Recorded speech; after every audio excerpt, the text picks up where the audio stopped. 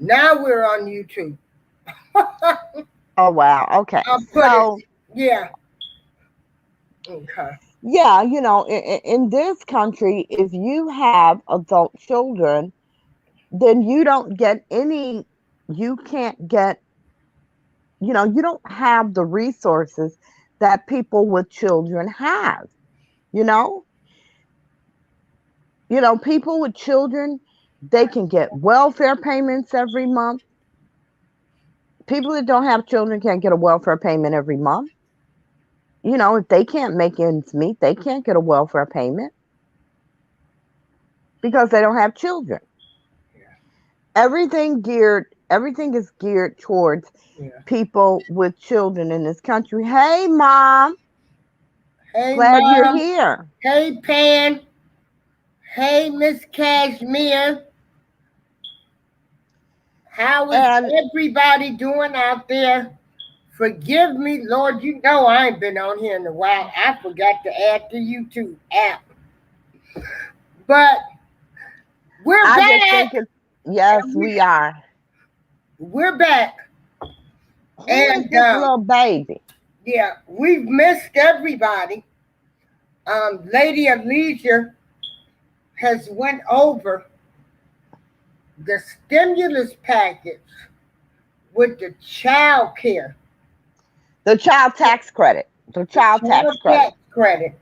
That's So just part to of the stimulus right, package. that was part of the Uh-huh. stimulus package. So the That's child part. tax credit Yeah, is going to yeah, start going out in the form of monthly payments on July 15th. So people with children under the age of 6 will get $300 per month starting July 15th.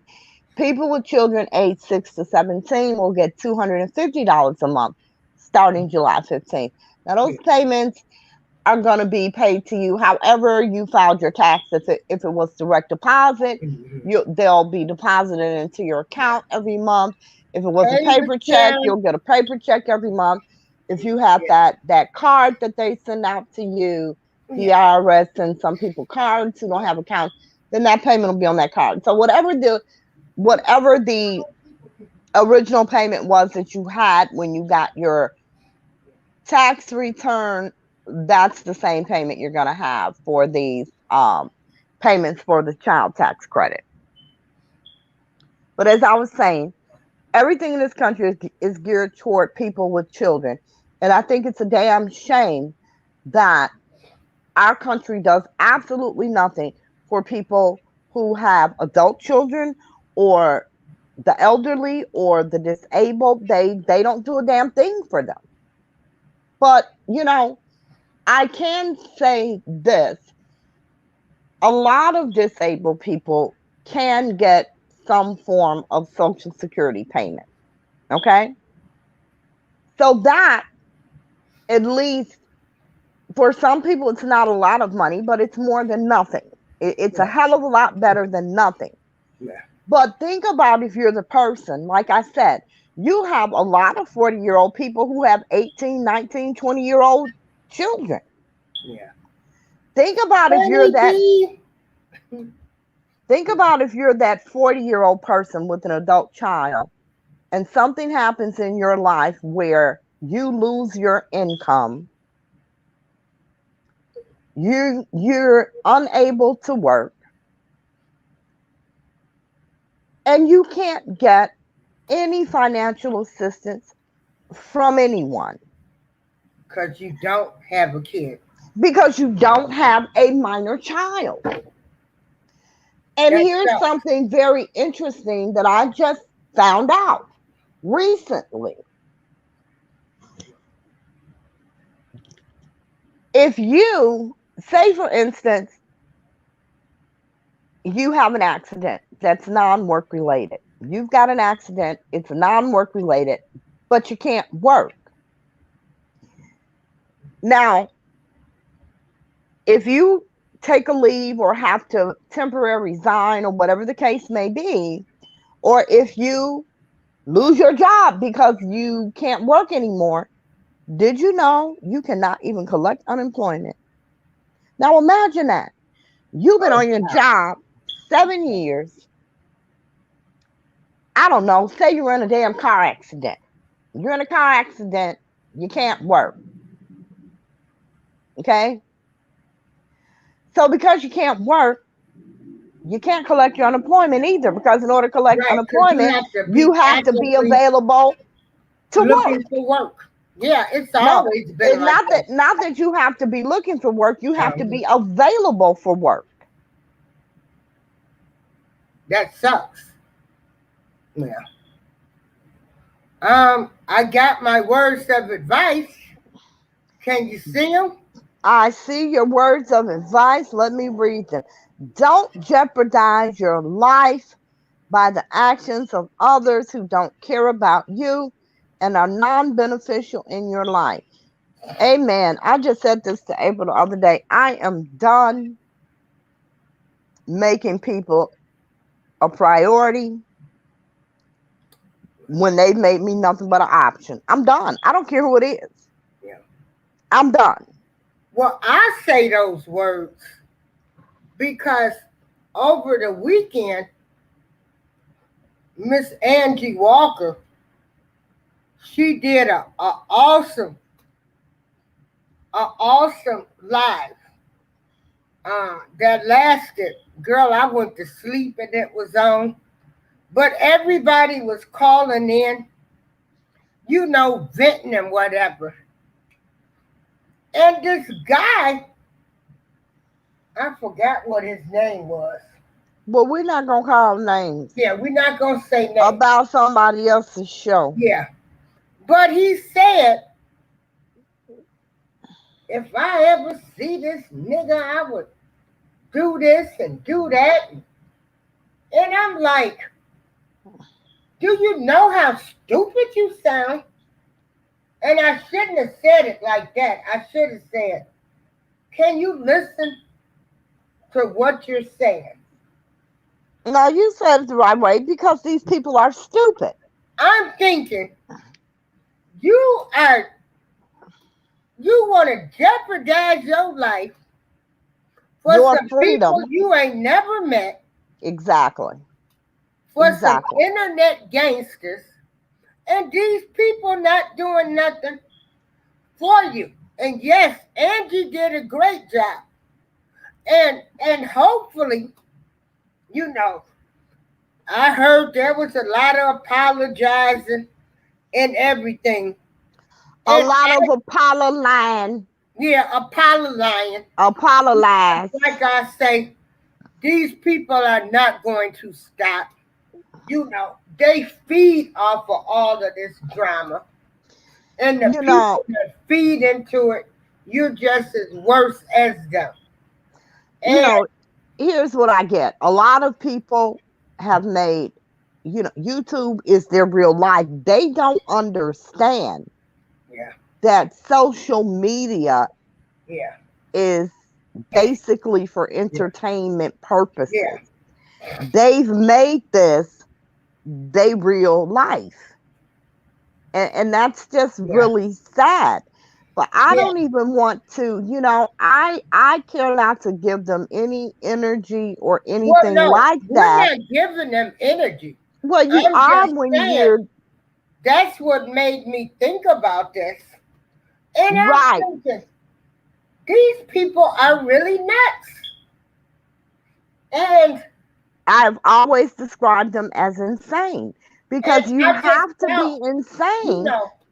Rob don't want these people representing him, but yet they don't care. They don't care, because it's not about him. They don't care that he doesn't want them to represent him. Look so bad, and they don't even get it. Just because you've apologized. Hey, purple. Yeah. Just because you have said, yeah, I've done things, but you made this man look bad. Everything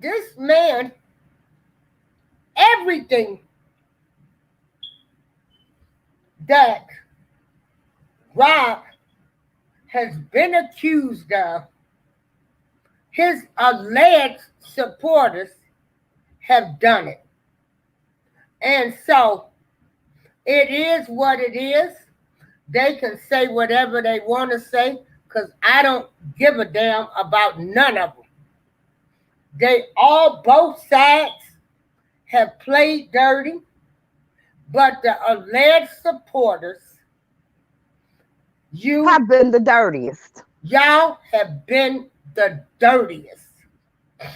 And so all of this stuff that they've done, I mean, CPS, girl, I was listening and I'm thinking, some of these people, I thought I had went through hell, when I first got on, with a video being made of me, then my video being shared when, I was dancing, being made fun of.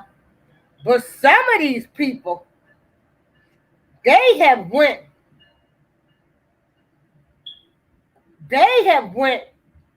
through hell. And,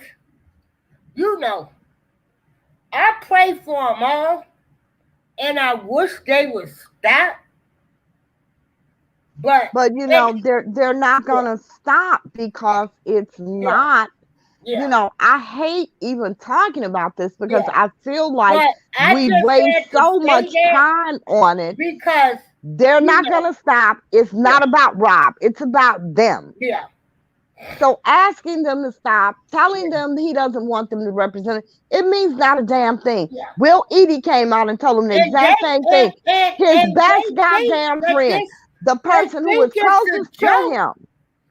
Because it is. Listen. Because it is a joke. This man, and you terrorized victims. You terrorized supporters. Everything that he's been accused of, you guys have done it. Hey, True Strong. Yeah. And so I just, it was a good session, and I listened, and what Miss Angie did, it was nice, for them to clear the air, and then I went on and I talked about my experience, and I talked about, like, who are you people to come up with what a supporter is, to lie, talking about you got recordings of me saying he's on the videotape. Well, play him if you got That's what I said. That's what I said. That's what I said. You want to sit up and address me because I talked to Larry. Larry apologized to me as well as Dana. And we've settled them scores. I'm not getting ready to walk around with hate and be mad with people. It's not good for my health, And, and there was a time, like I'll tell anybody, it was a time I'm like, I would never talk to the enemy of his. Sure did.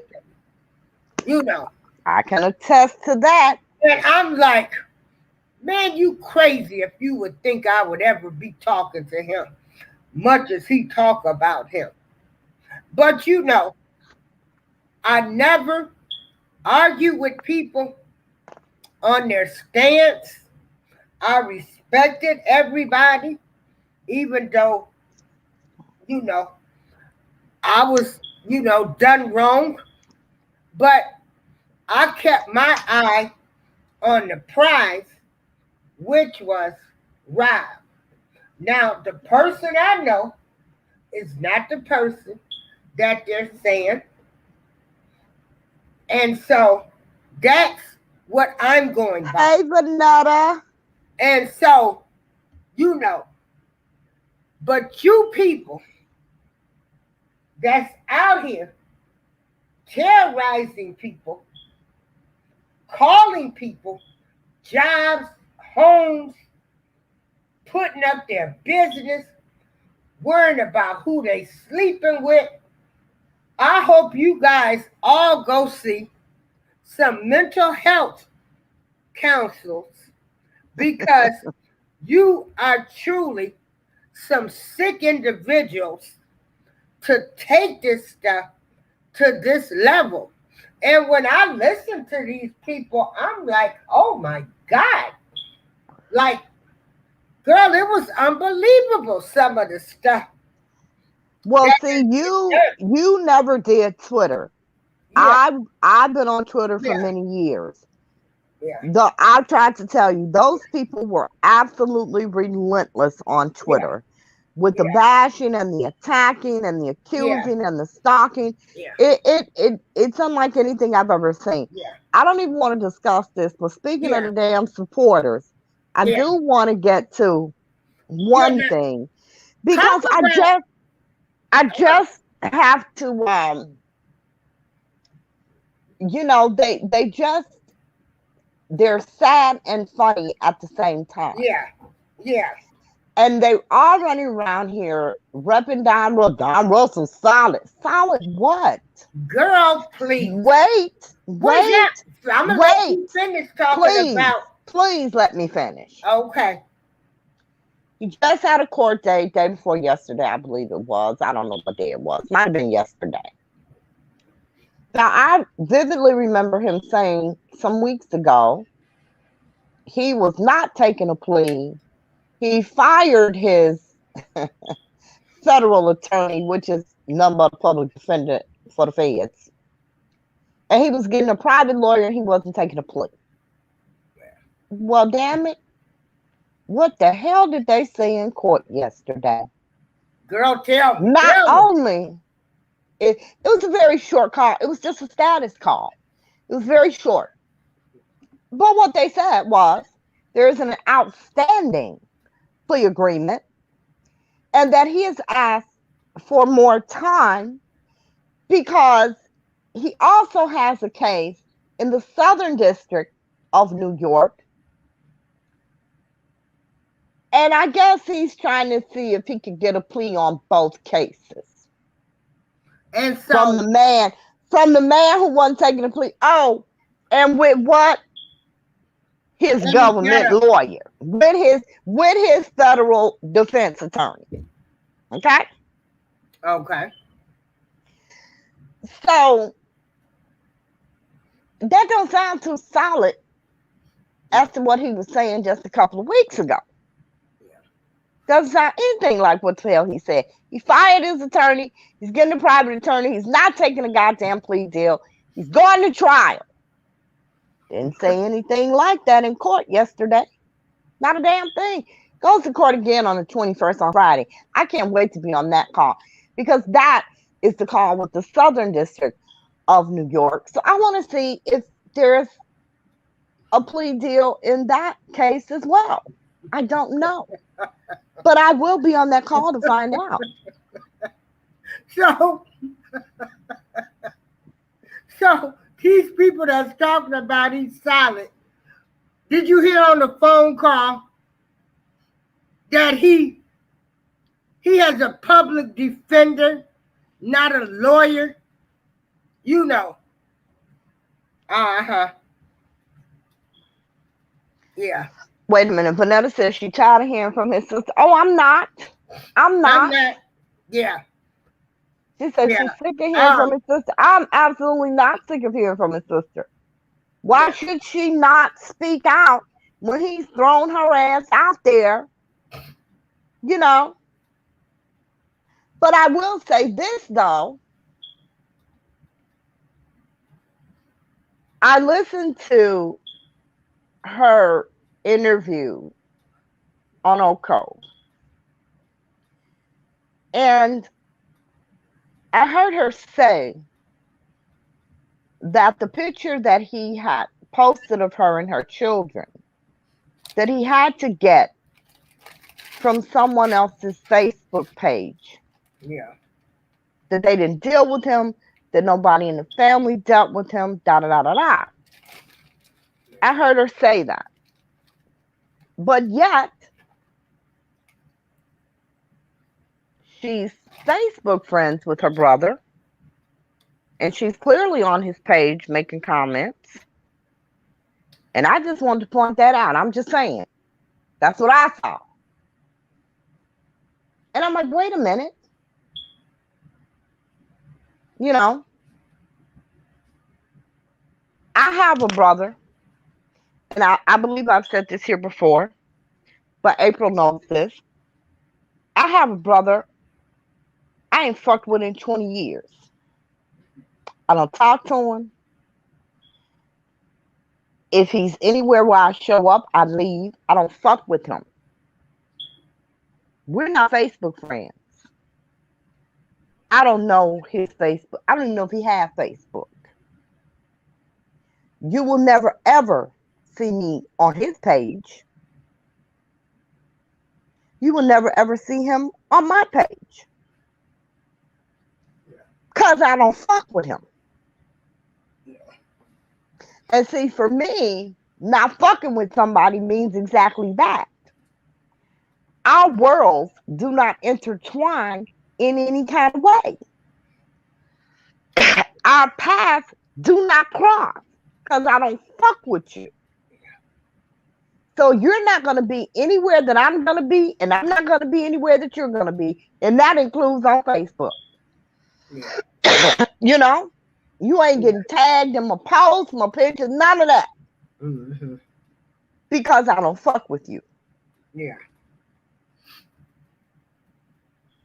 You know, and some people, you know, they just some dirty MF.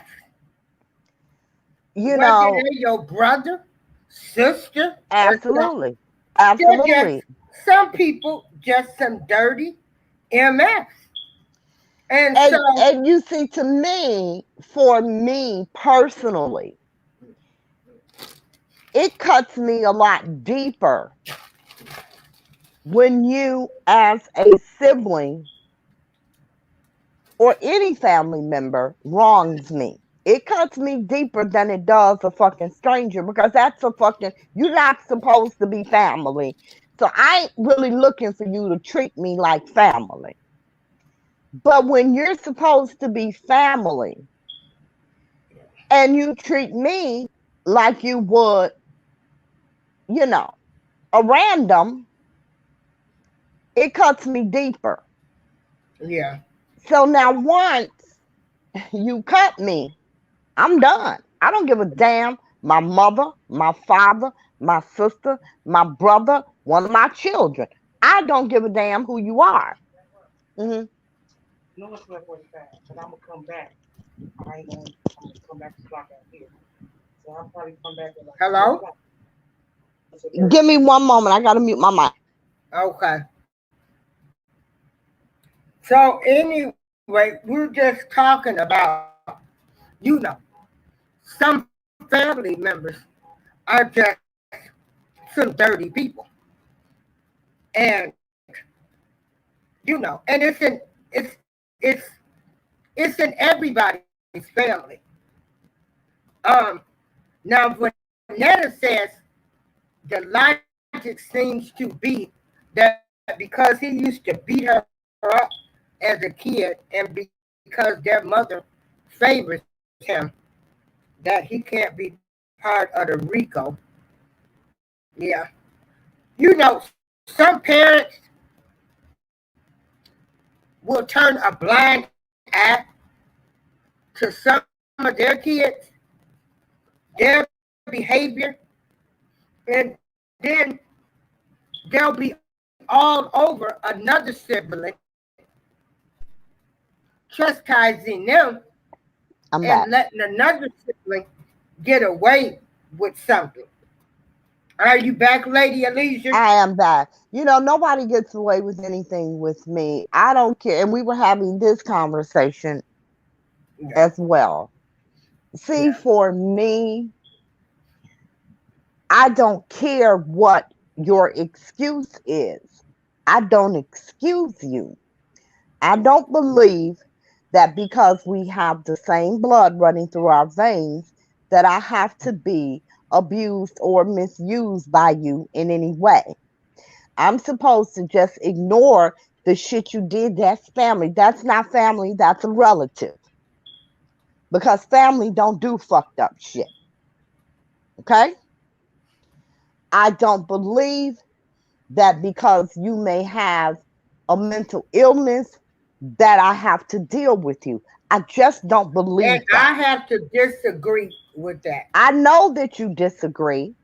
I because know that you if a do. person has a mental illness, If a person has a mental illness, that I understand it is not anything that they can control.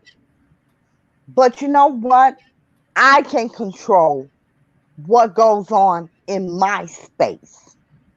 so And you're just gonna throw if them away. your mental illness disrupts my peace, bye-bye. You're not my damn responsibility. But you You're just not, can't throw somebody you're away not, because you they have don't. mental illness. Listen to me. You don't.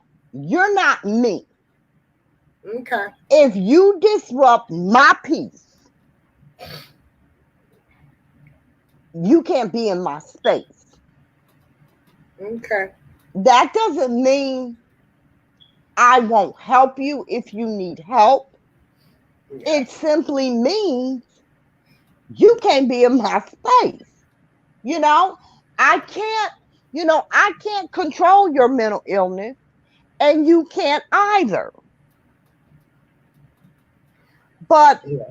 I'm not gonna be, you know, feeling uncomfortable or whatever it is every time you're around because you crazy. I ain't crazy. I don't deal with crazy. I've said this before. I have a bipolar son. When he ain't on his meds, I don't fuck with him. Don't call my phone. You know, he been calling me for 3 goddamn months. He's called all my other children. Mommy has me, but I don't have you blocked. I see it's you and I send your ass straight to voicemail. I don't have time for that. You need to take your medication. You're a grown ass man. If you don't do that and you want to be fucking crazy, be crazy with somebody else. You're not going to be crazy with me because I don't do crazy. Well, I do crazy. I'm I not don't do throwing it. crazy away. I'm not, I don't throw his ass away. But what I'm saying is, But I'm and not I fucking with understand you what when you're you on that saying. crazy shit. Yeah. Okay. Now, Vanetta is she's saying that she feels like the mom favored Don more than she did the sister. And so she thinks that's a lot of their problems. Yeah. And then she put, just because your mom favors Don doesn't mean he didn't call in the bomb threat thinking he was helping Rob. Girl, to call in, I would have to disagree. You know, to call in that to think you was helping him? Yeah. Like, Yeah. really? I don't know. Listen, here's what I think. And this is just my opinion. I don't believe that he honestly thought that would help Rob. I think he wanted others to believe that he was doing it to help Rob. Yeah. But how could you possibly think that a man who's about to get charged by the federal government, how could you possibly think that committing a crime on his behalf is going to help him? Like, you got to be the dumbest motherfucker on earth. Yeah. Like, seriously. Yeah. You got to be the dumbest motherfucker on earth. You know, I just... And like I said, and the thing of it is, people want to co-sign for this stuff. There's no co-signing for nobody that did any of this stuff to hurt this man. A decent, normal person would have never did something like that so damaging with the mayor of New York wife there. But here's the thing. He didn't know who the hell was there. Yeah. And here's the key. Decent and normal. Yeah. Nobody around Rob was decent and normal. Name one. Name one decent, normal person that was truly in his circle. Name one. I dare you. Name one. Yeah. Everybody that was truly in his inner circle knew what the hell was going on, and everybody turned a blind eye. So there were no decent people, because a decent person would not have just walked away. A decent person would have walked away and told. Point blank, period. And not one person did that. So there were no decent, normal people there. And okay, that's the first thing.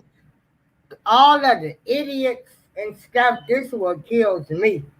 They say it's all Larry and Angelo's fault, and I laugh. I'm like, this man been under investigation for 20-something years.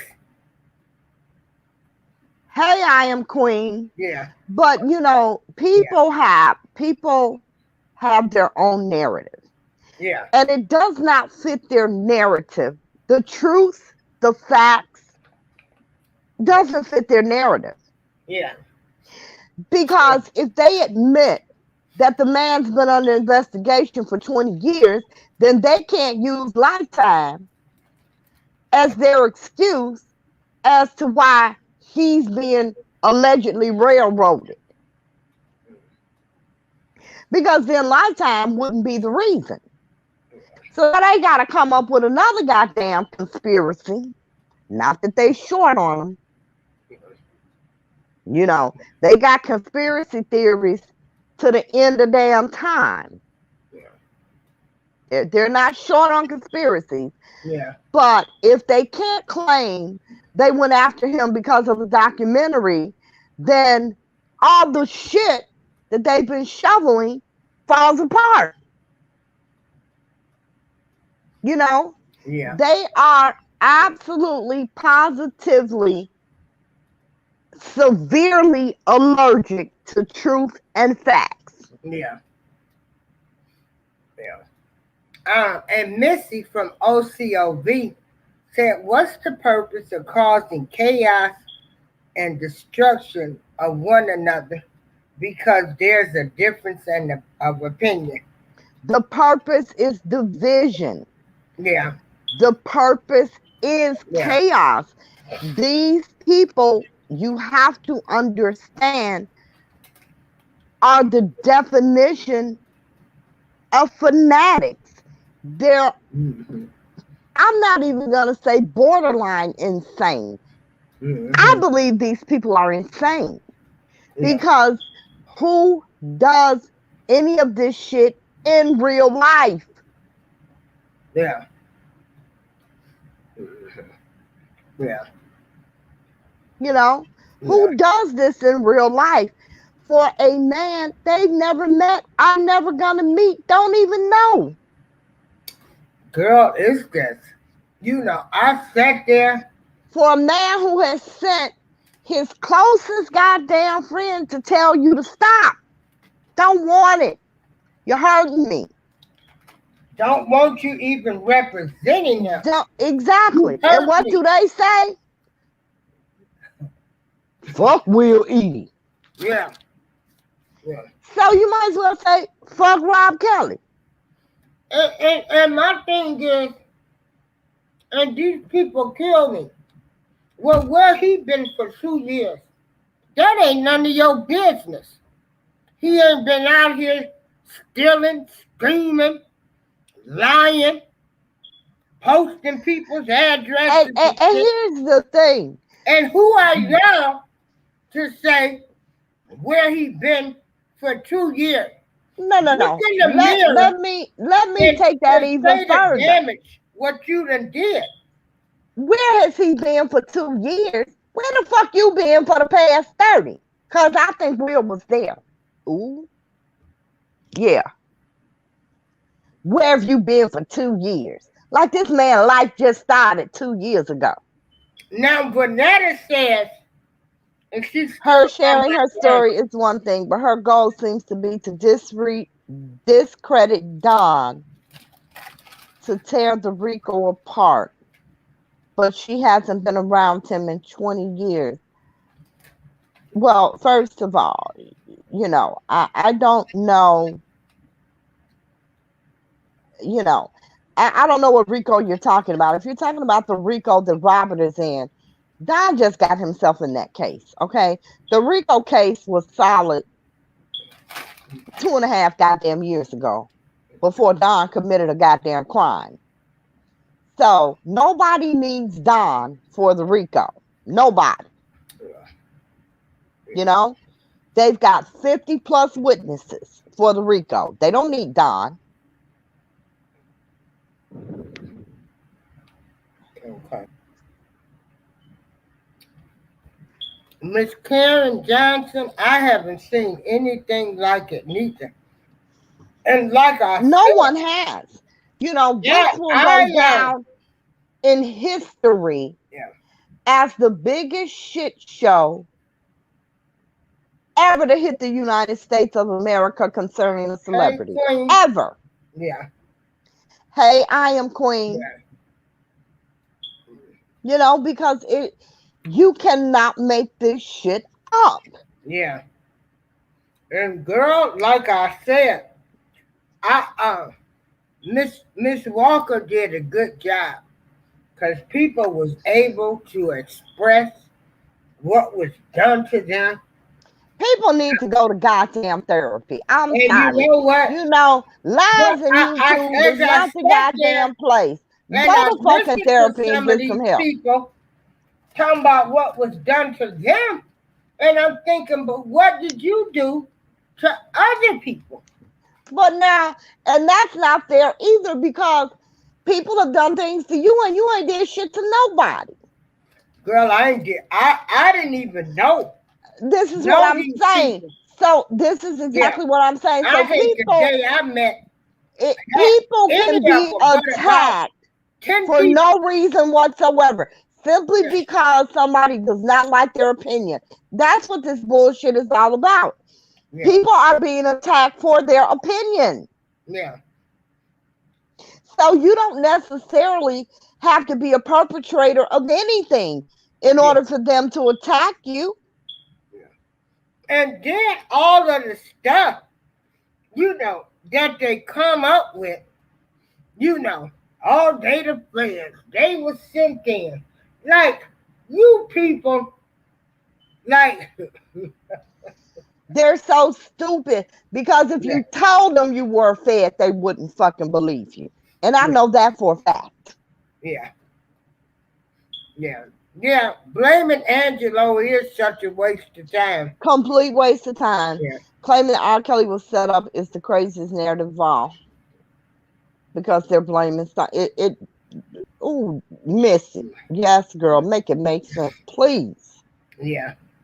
Why attack a man that is trying to fight for his daughter? You know why? And Because these sorry ass sperm donors don't even see they goddamn daughters, let alone fight for them. or protect them or attempt to protect them, you know, because they just sperm donors. Yeah. They don't get it. Yeah. Yeah. And like I said, you know, I've read the indictments. I know everything he's facing, you know, and I'll wait for it to play out in court. Vanetta says, you're right. They don't need down for the RICO, but Sharon Winbush doesn't seem to get it. Girl, you know what? I'm so done speaking on Sharon Winbush. We ain't going to speak on Sharon Winbush, okay? We're going to leave Sharon Winbush over there smelling the flowers and shit. We ain't going to fuck with Sharon no more. I ain't fucking with Sharon because I don't believe it's Sharon. But anyway, I just dropped that right there. Y'all can figure it out But, later. you know, all of these alleged supporters, y'all know what y'all done did. Please stop representing him. You know, please stop asking them. You know, I'm so sick. It seems like, you know, we have the same damn conversation continuously. Yeah. I am sick to death of this conversation. I'm sick to death Let's of talk these about insane ass people. I am just absolutely so fucking over it. I'm sick of the bashing. I'm over it too. I'm sick of all of it. Talk about it. Karen Johnson says they want to silence and control people. That's representing him, that has hurt him. Y'all know who y'all are. So let's talk about. Can you go back to Karen's comment? I want to go back to Karen's comment. I was trying to read her comment. Mm-hmm. Karen Johnson says they want to silence and control people. I work and deal with people daily that I don't agree with on a lot of things. We agree to disagree and keep it. That's what grown folks do, Karen. Karen, that's what normal people do. These people are not normal. They're fucking insane.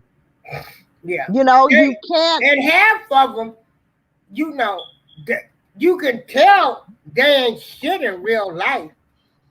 So, you know, you got to come to YouTube to become YouTube famous. That's what I said. These people have made YouTube their real life. This is their real life. They don't have a life outside of YouTube. You ain't shit I'm not gonna in real life. You know, all of you are regular human beings, but no, they're not regular human beings.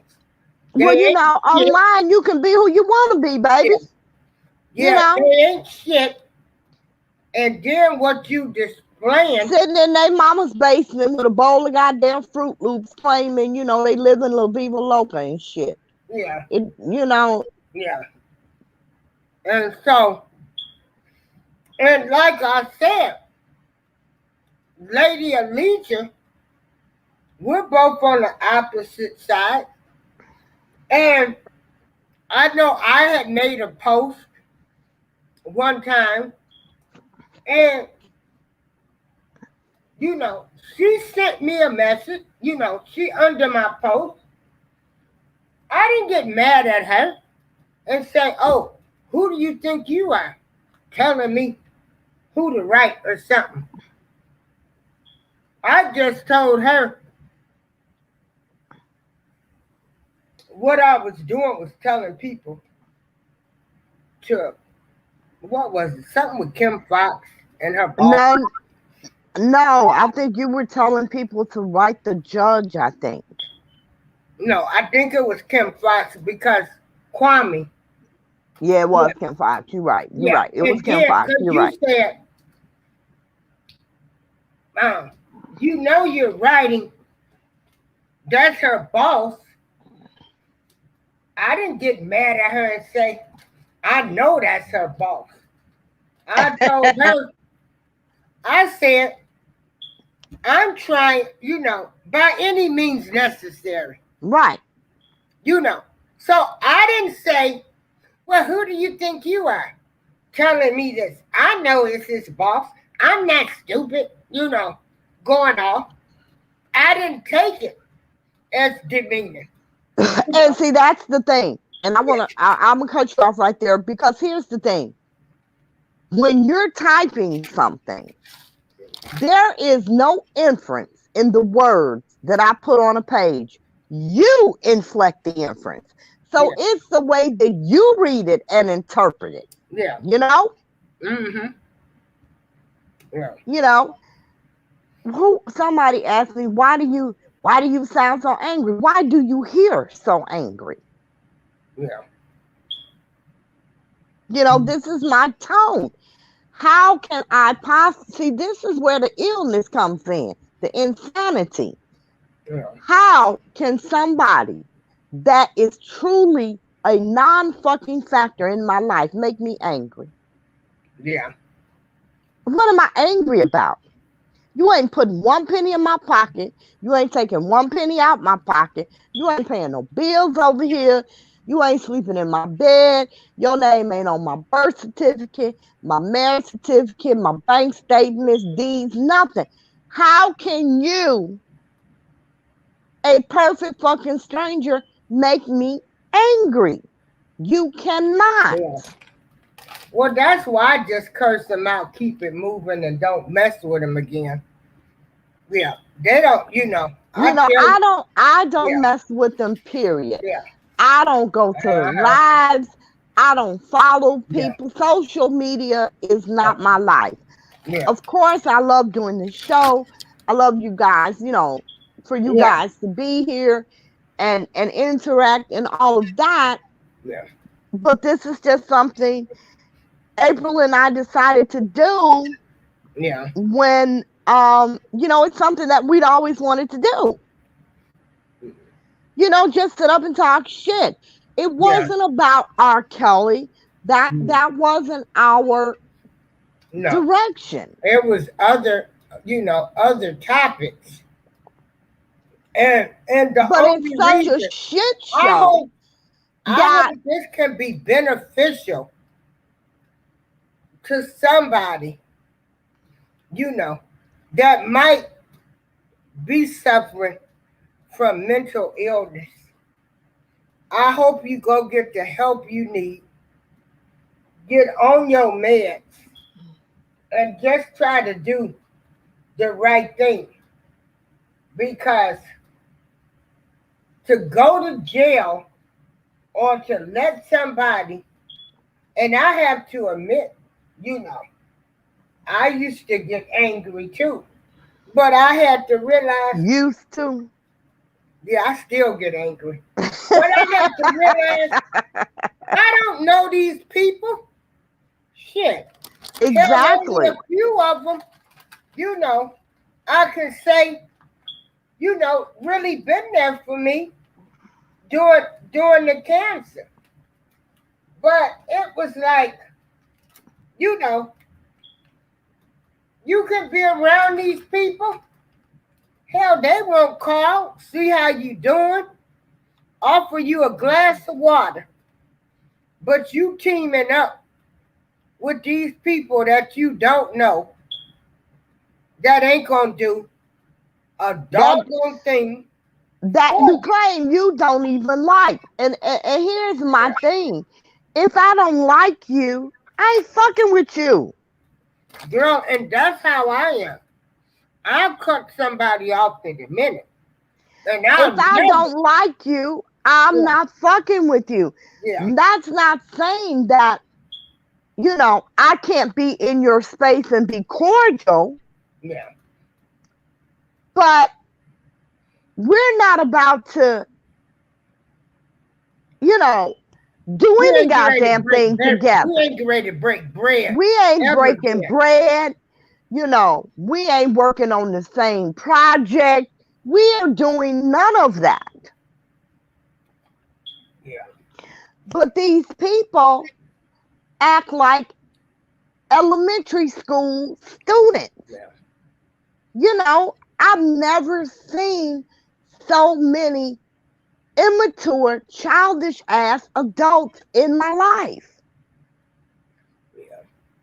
yeah, To yeah, think that you want everybody to have the same damn opinion Yeah. Like, damn, where the fuck you think we at? You're mad, you're attacking, you're going after people's real fucking lives over a damn opinion as if everybody doesn't have one or Yeah. isn't entitled to one. My opinion doesn't have to agree with yours. It's my opinion. It ain't supposed to agree with yours. If you happen to have the same opinion as I do, great. If you don't, that's great too. Yeah. Who gives Karen a fuck? Johnson says, I enjoy your commentary. Thank you for your positive views. Thank you, Karen. We Thank enjoy you. you being here. We enjoy And, everyone being here. and you know, that's why, and we're just talking about not, and we can take Rob out the equation. You're looking, we're just saying, like, people are crazy. I was just about to say people crazy. They're just freaking crazy. And Okay. you know what's And even people worse? don't respect What other people's even opinions. So that just goes to show that you must have had, you're messed up if you can't respect somebody's opinion and if you can't disagree to agree.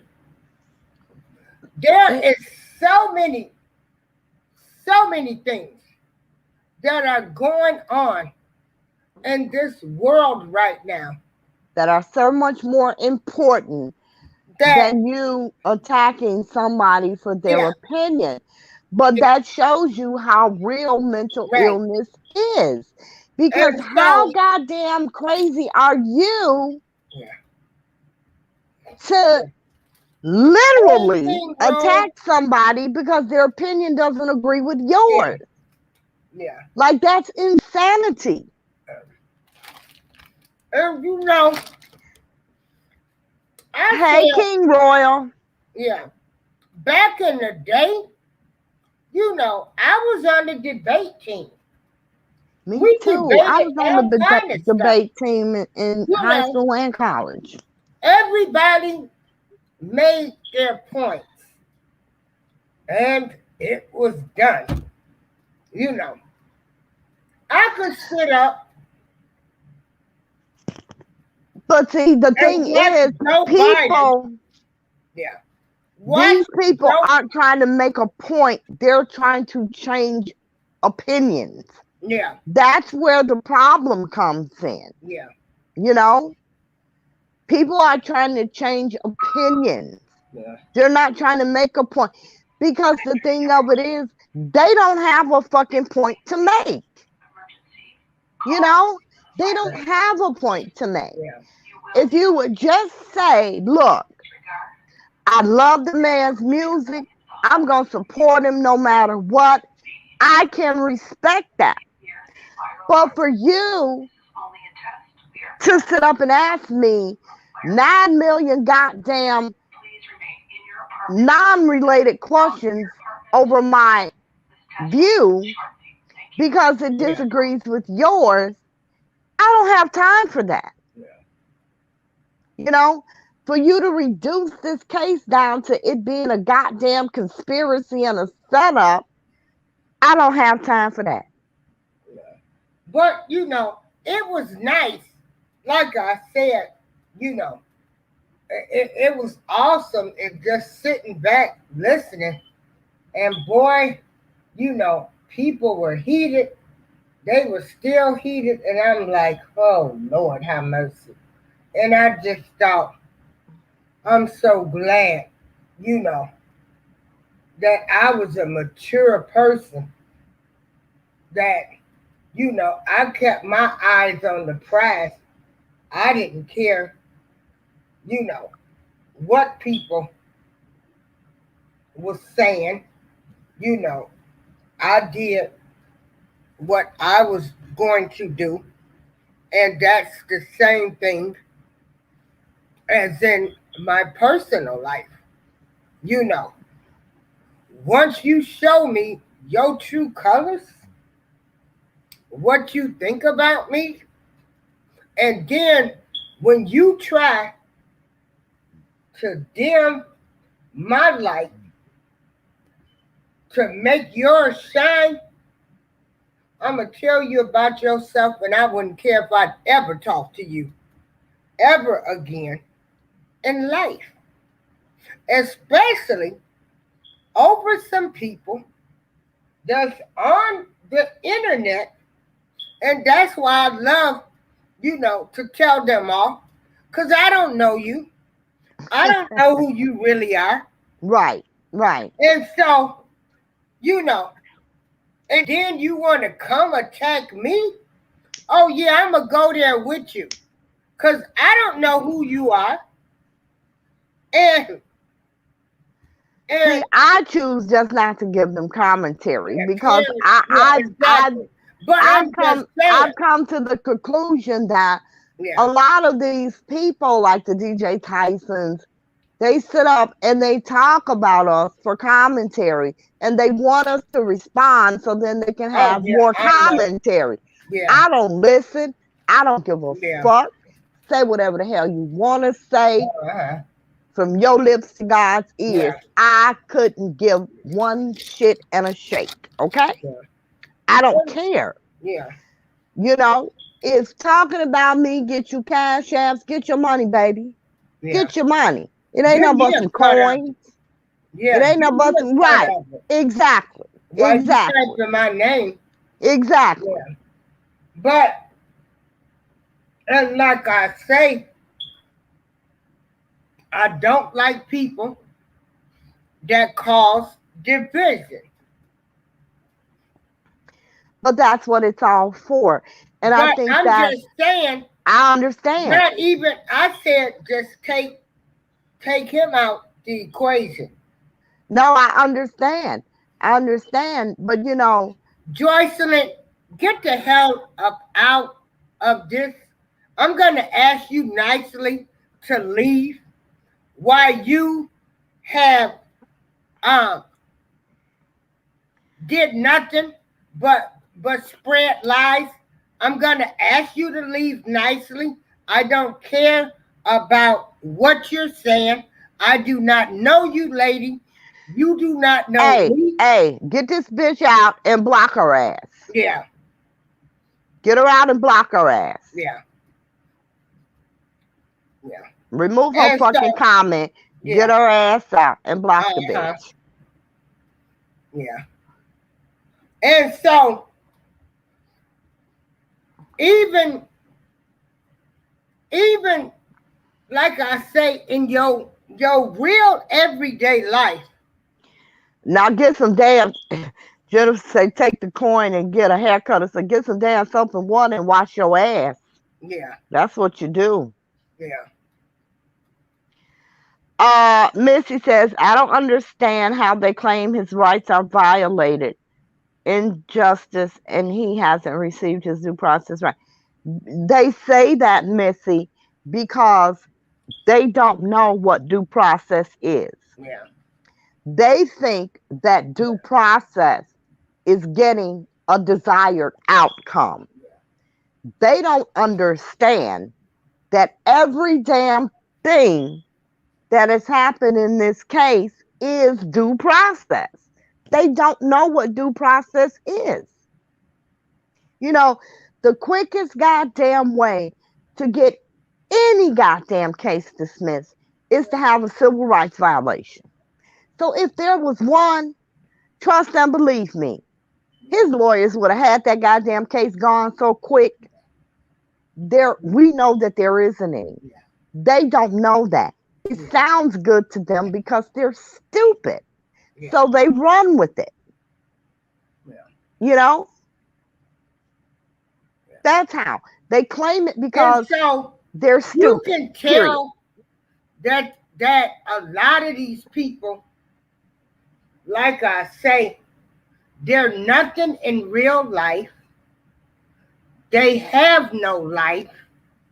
Their life, they're so unhappy and miserable that they want, and they'll find ways, you know, to try to make you miserable if you allow them to.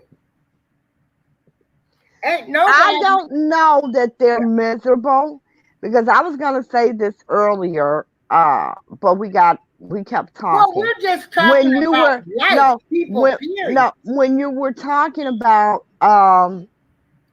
people being divisive, I think, and I've seen, and I have to believe, unfortunately, like I said, keeping Rob out of it, but just with the supporters, just being people, I have to believe, because there's so many of them, that there has to be many more like them.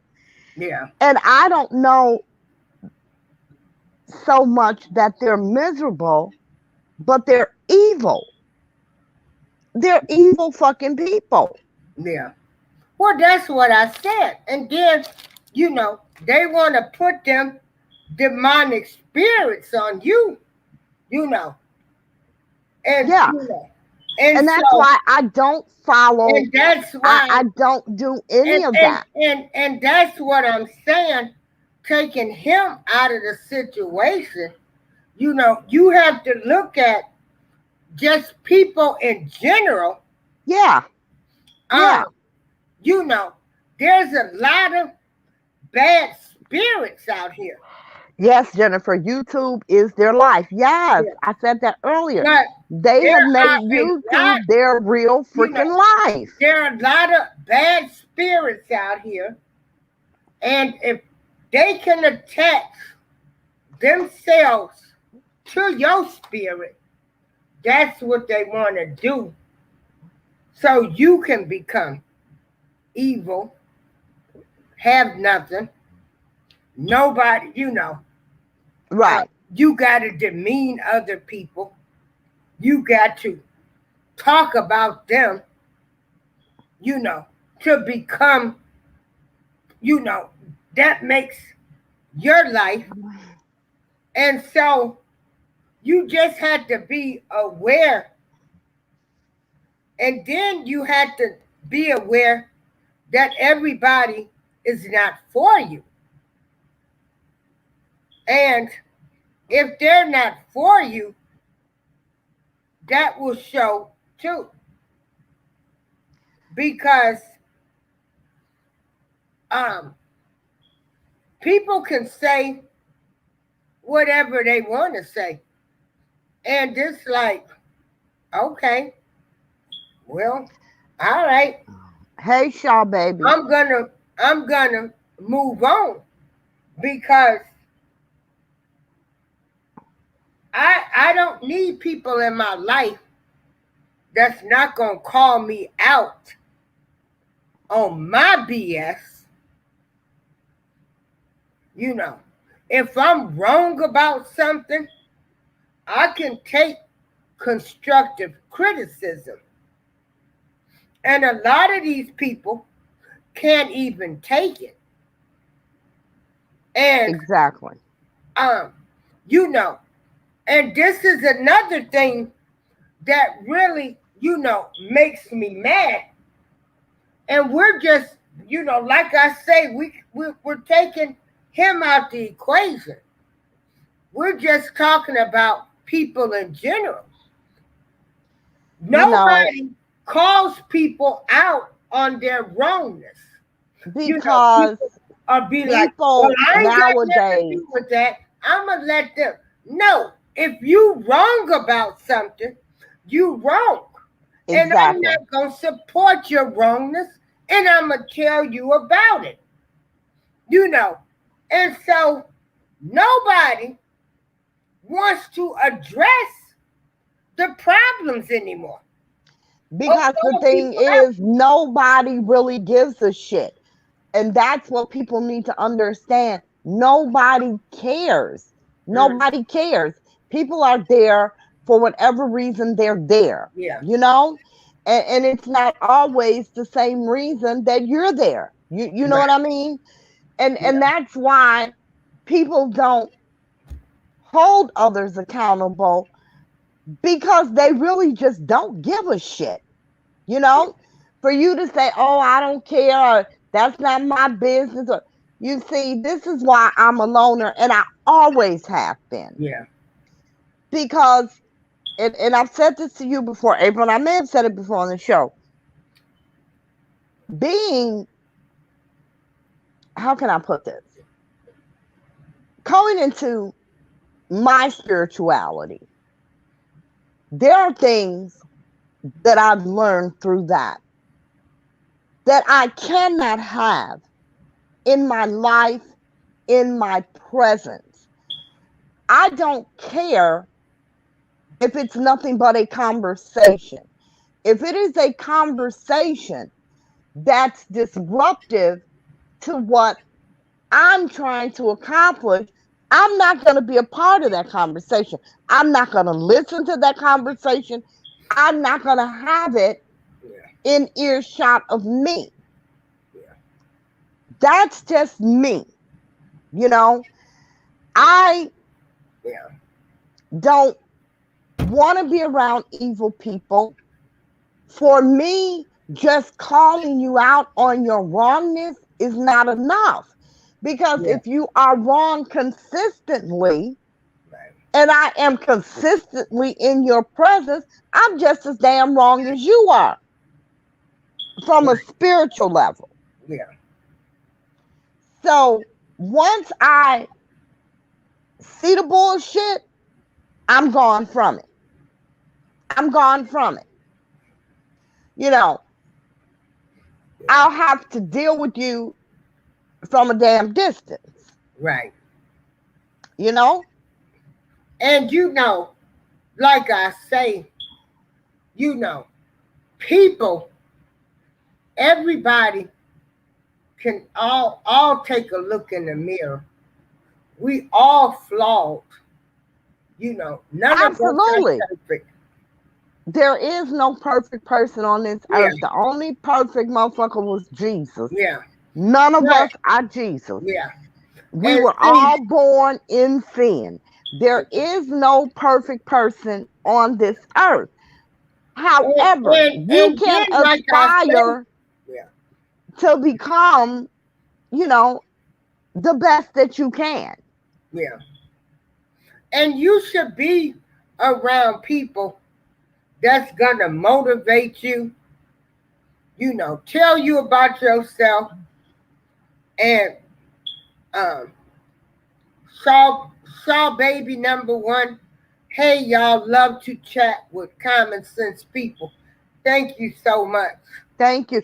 You know, Shaw Baby has another comment that I wanted to read. Okay. And let's say hi to Shaw Baby, because I don't think we did. Thanks for coming. Shaw Baby says they act like the same people. Please like and share. And like I said, you know, I think a lot of people that Hold on, wait, stop. 71 Suburban Girl. Yeah. Miss Darlene, Joycelyn just gave her opinion on what she didn't see, and your bitter ass friend called her bitch. Yeah. For what? Because of her comment. Don't say shit. I got this. Don't say shit. For what? Because of her comment, you got to give respect to get it, evil ass. Let me tell you something, bitch. I don't have to give a motherfucking thing. The bitch came in here being disrespectful, and she got disrespected. Respect is earned. It's not given. So I'm not giving you shit, okay? Earn some fucking respect. Now get that bitch out of here and block her ass. Bye-bye. Jocelyn has made a lot of negative posts. I could care less about that lady. Yeah.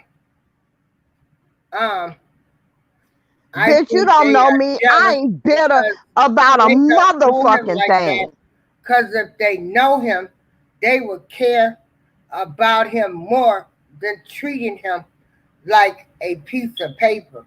And But I that's all he don't, is. They getting yeah. them coins off of him, baby. They don't And know I him. tell people all the time, if you knew him, he's a nice, humble man. I've never heard him talk bad about anybody. Somebody erase 71 Suburban Girls comment and block her ass, please. And so, Thank you. yeah.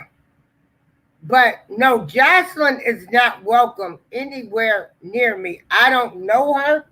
I don't have to like her. Um, Wait a minute. Hold on. Now, what happened? Shit, the whole damn chat just disappeared. Oh, from where? Because I see it. But go Okay. ahead. But I you want come in 71 on the Suburban chat. Girls comment removed, and I want her blocked. Like, Yeah. what's hard? Yeah. And so, yeah. And Why is her comment still up there, April? 71 Suburban Girl. yeah. At this point, 71 Suburban Girl. Suburban Girl says, you the reason why nobody want to come on Miss Darlene chat. You evil as fuck. Yeah. Yes, the fuck I am, bitch. I'm evil as fuck. And in about a second, keep talking, and you gonna find out how evil I am in real motherfucking life. Yeah. Okay? And so, I'm gonna ask this again. yeah. Remove her comments and block her ass. He just said she's blocked. Yeah. Okay. Because thank you. I really don't care who comes to this. You channel. do care. Shut up. Fuck that bitch. Plenty people come here. Yeah. Fuck her. Who the fuck is she? Yeah. Kel Stepper. Step your ass over there with that nasty ass motherfucking DJ. Get the fuck away from over here. Yeah. We exterminate bed bugs over here. Yeah. Fuck away from here. And so I'm not co-signing no more, like I said. And this is in my real life. I can't, if I'm holding family members and other people to certain standards and how they need to act and what they shouldn't be doing, I'll be darned if I'm going to sit up and co-sign some people on YouTube for the mess that they're doing and think it's cool. And I will be ready to, I will get on a fuck your mama. Member. Fuck your mama. Okay? Fuck your mama. Yeah. How about that? Fuck your mama, evil, bitter ass. Yeah. For having a stupid bitch ass kid like you. Fuck your mama. Yeah. How about that? And so I'm just not going to do it. And hey, you need to take her rent so they could block her ass. Cause I'm about to look her up and fuck with her in real life. Take her goddamn rent, April, so they could get her ass out of here. Hold on. I would have to wait till the show is over. Well, when the show over. Yeah, I can't, because I got to figure out how I have to do that. Because I was remembering, when they were saying Trevor was blocked.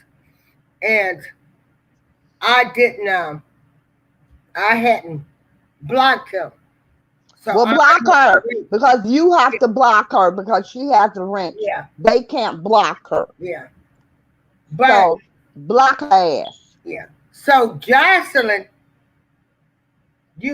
like I say, people will come in and try, they in the bushes. Okay. They listening. They in And the bushes. if she in here And so, supporting that bitch ass shit that bitch was saying, she don't need to be on here any motherfucking way. yeah. And so, like I said, you got to hold people to the same same standards as you do in your real life. And your actions. Yes, Shaw baby, you're right. I'm Yeah. sorry. I was just reading her comment. She says, Shaw baby says, I'm not pro or con R. Kelly, but my husband loves him to death. So we pray for him every day, Yeah. and that's the right thing to do. Yeah. That is the right thing to do. I pray for everybody in his case. Everybody. Yeah.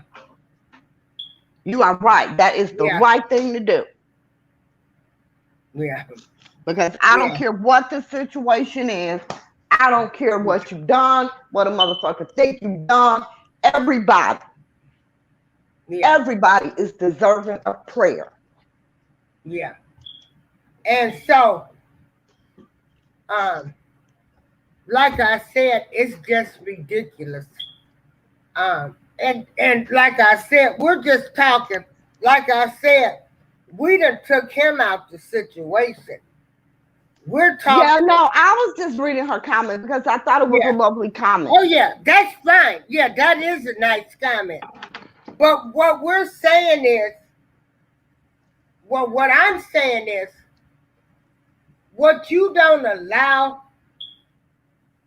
and do in your personal life, if you're condemning people in your personal life, but getting on YouTube condoning the bad behavior, the stuff that other people are saying and doing, You're a hypocrite. You're a hypocrite. You're hypocrites. And so, yeah. And it's just like I say, wow. Even like I say, I'm on the music side. You got people that have caused division. People are just downright dirty. And just try to be aware that these people don't care about you. So why? And they're not going to do anything for you, but you're co-signing their mess. This is, like I say, taking him out the situation. We're talking about real life where, everybody's not for you. Everybody's not going to be for you. Right. And just be aware of that. But then don't be a hypocrite. And I'm cursed, I'm ready to go upside my son or cousin's head because, first of all, I better not never hear him call a woman a bitch. Okay? And disrespect women. And so, how can you, if you don't want your children or family doing this type of behavior, but you co-sign for some people you don't even know, just outright damn crazy to me. It's crazy to me too. Yeah. That's because, people, I just my opinion, people who do that, they're just trying to be, they're not happy with themselves, and they're seeking something, and they try to, get in where they fit in and try to be shit that they're not. Because the first goddamn thing, you know, the I shouldn't say the first thing. The second thing mama taught you was don't go against the grain. The first thing was that motherfucking fire is hot. Don't touch the stove, it's hot. That was the first thing mama taught you. The second thing she taught you was you do not go against the grain. Yeah, come on. Girl, If you don't agree with that motherfucker, shut it up. You don't go against the grain, period. 1503. 1503. But people don't, again, they don't care. I'm on the 15th floor. They don't know how to be a friend because they've never been a real friend. They've never had a real friend. So they don't know how to be that. They don't know what that is. Okay. Excuse me 1 minute, y'all. I know I ain't supposed to be smoking, but I'm trying to light this cigarette. April is taking care of some personal business right now for a second. Yeah. That's my friend I went to high school with. Oh, cool. She just wrote another book, so she bringing me a copy of the book, and I guess I'll bring her in on the show and she can talk about her book. That would be really nice. Yeah, and I think we should read the book first, though, April. Yeah, well, yeah, she'll bring the book up. We should read the book first. Anybody, yeah, and she'll talk about the book. And I was thinking maybe we can all read the book and we can talk about the book. See, I'm about doing some positive things. I was trying to get, people to do, music challenges. I got positive stuff going on in my life, considering everything that I'm going through. I still think positive. Yeah. And just do positive things. And so when I see negativity, I'm gone. And so, I tell everybody, keep positive people around you. Keep positive people that's going to motivate you. And keep positive people, that's going to check you about yourself. And don't take offense, when somebody tells you about yourself. But like I said, in this internet world, don't let these people get to you. You don't know who these people are.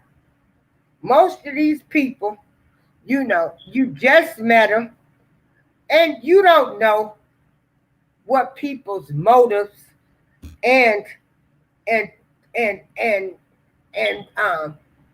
intentions are. Just try to stay positive. Because like I say, we can't worry about situations that we can't control. And situations that come up, just remove yourself. But me, I'm going to say what I have to say and still be done with it. Right.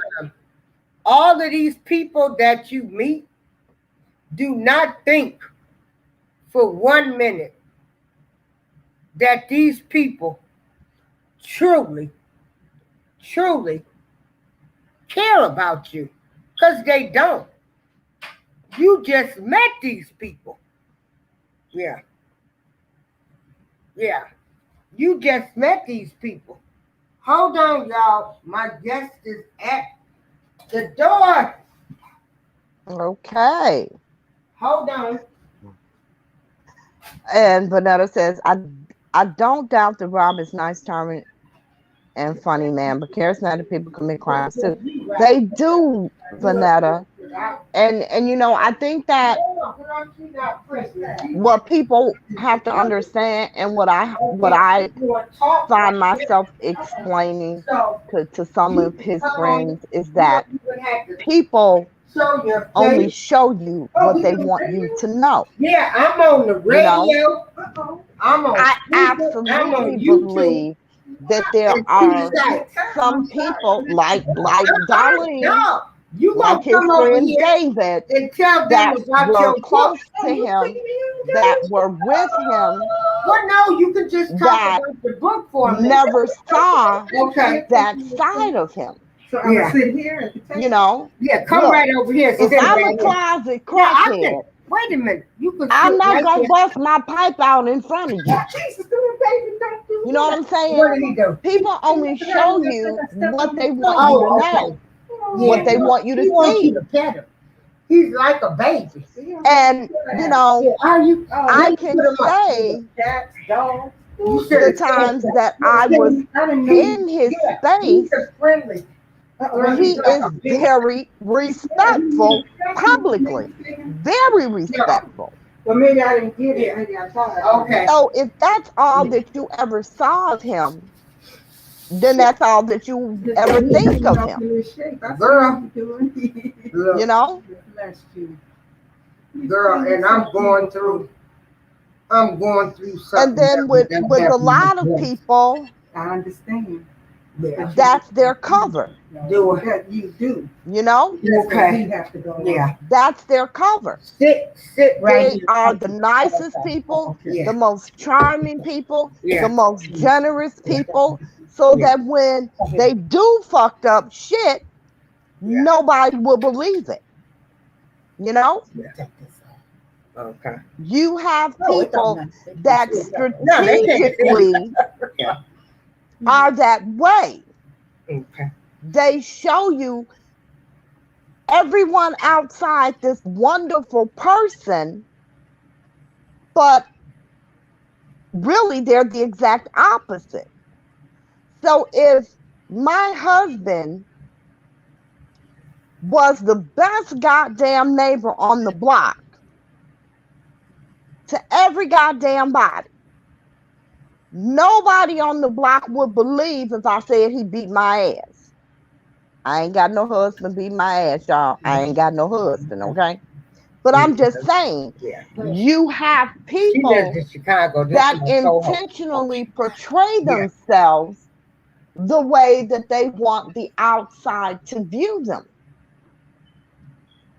And they carry that out throughout their life, many of them.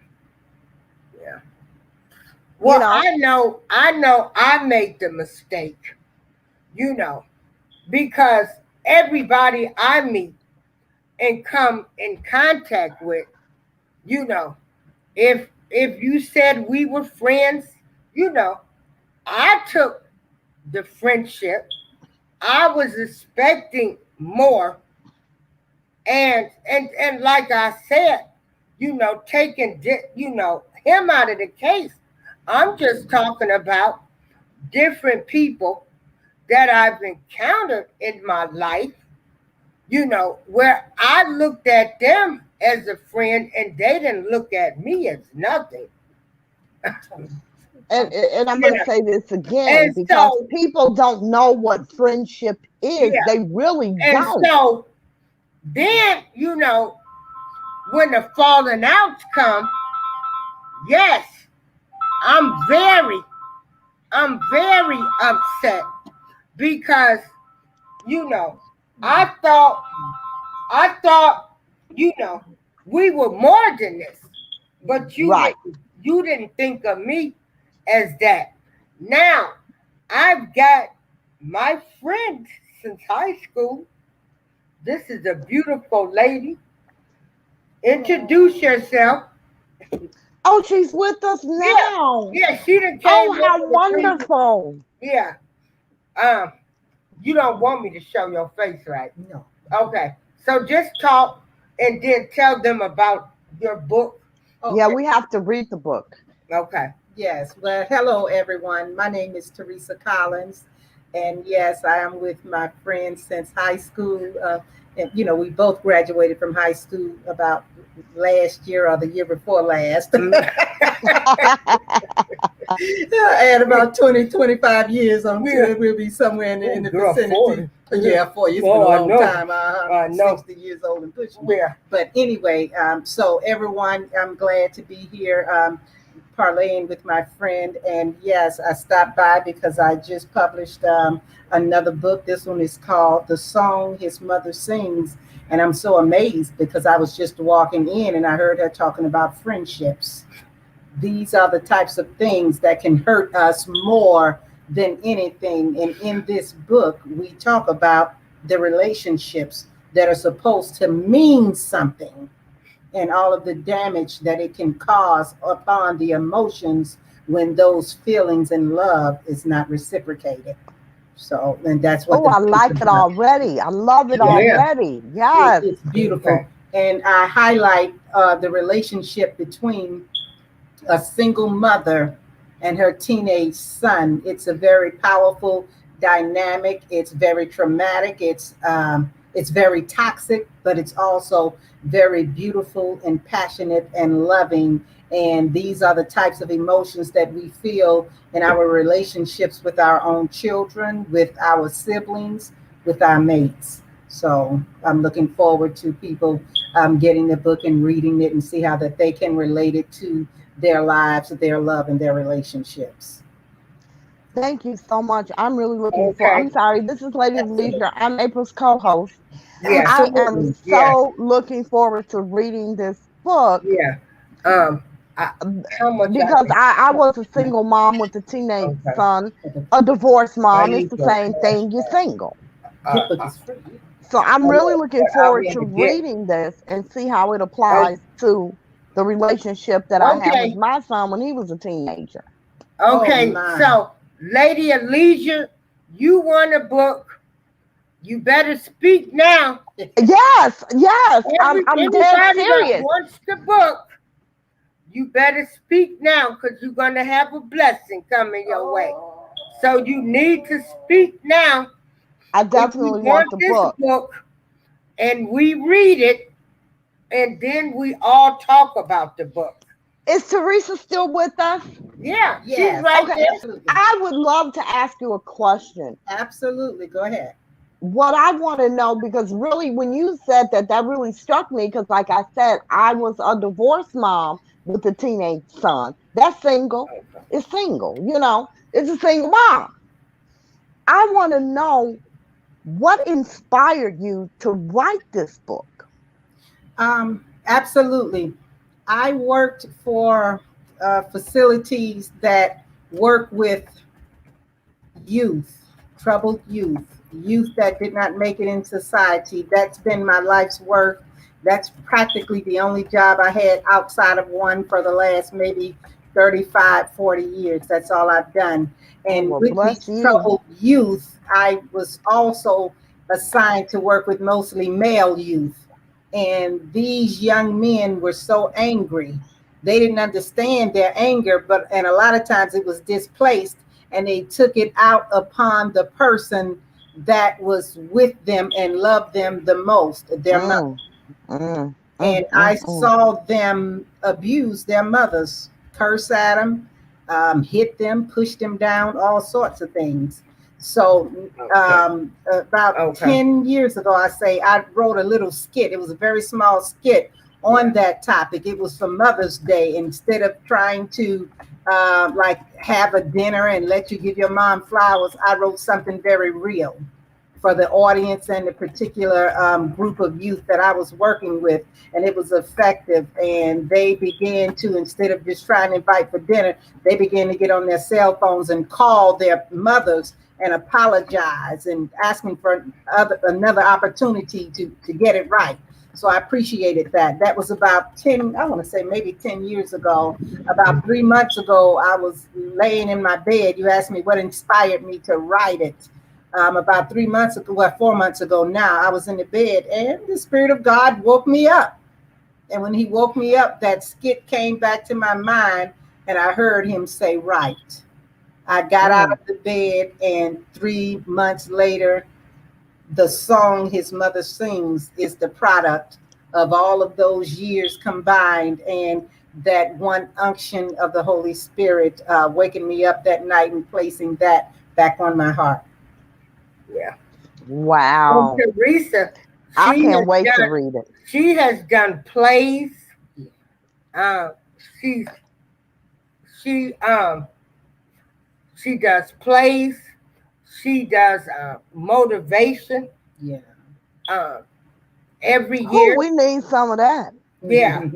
And so we need some of I that. have to commend this lady, because this lady, I didn't even know half the stuff that she had endured in her life. Can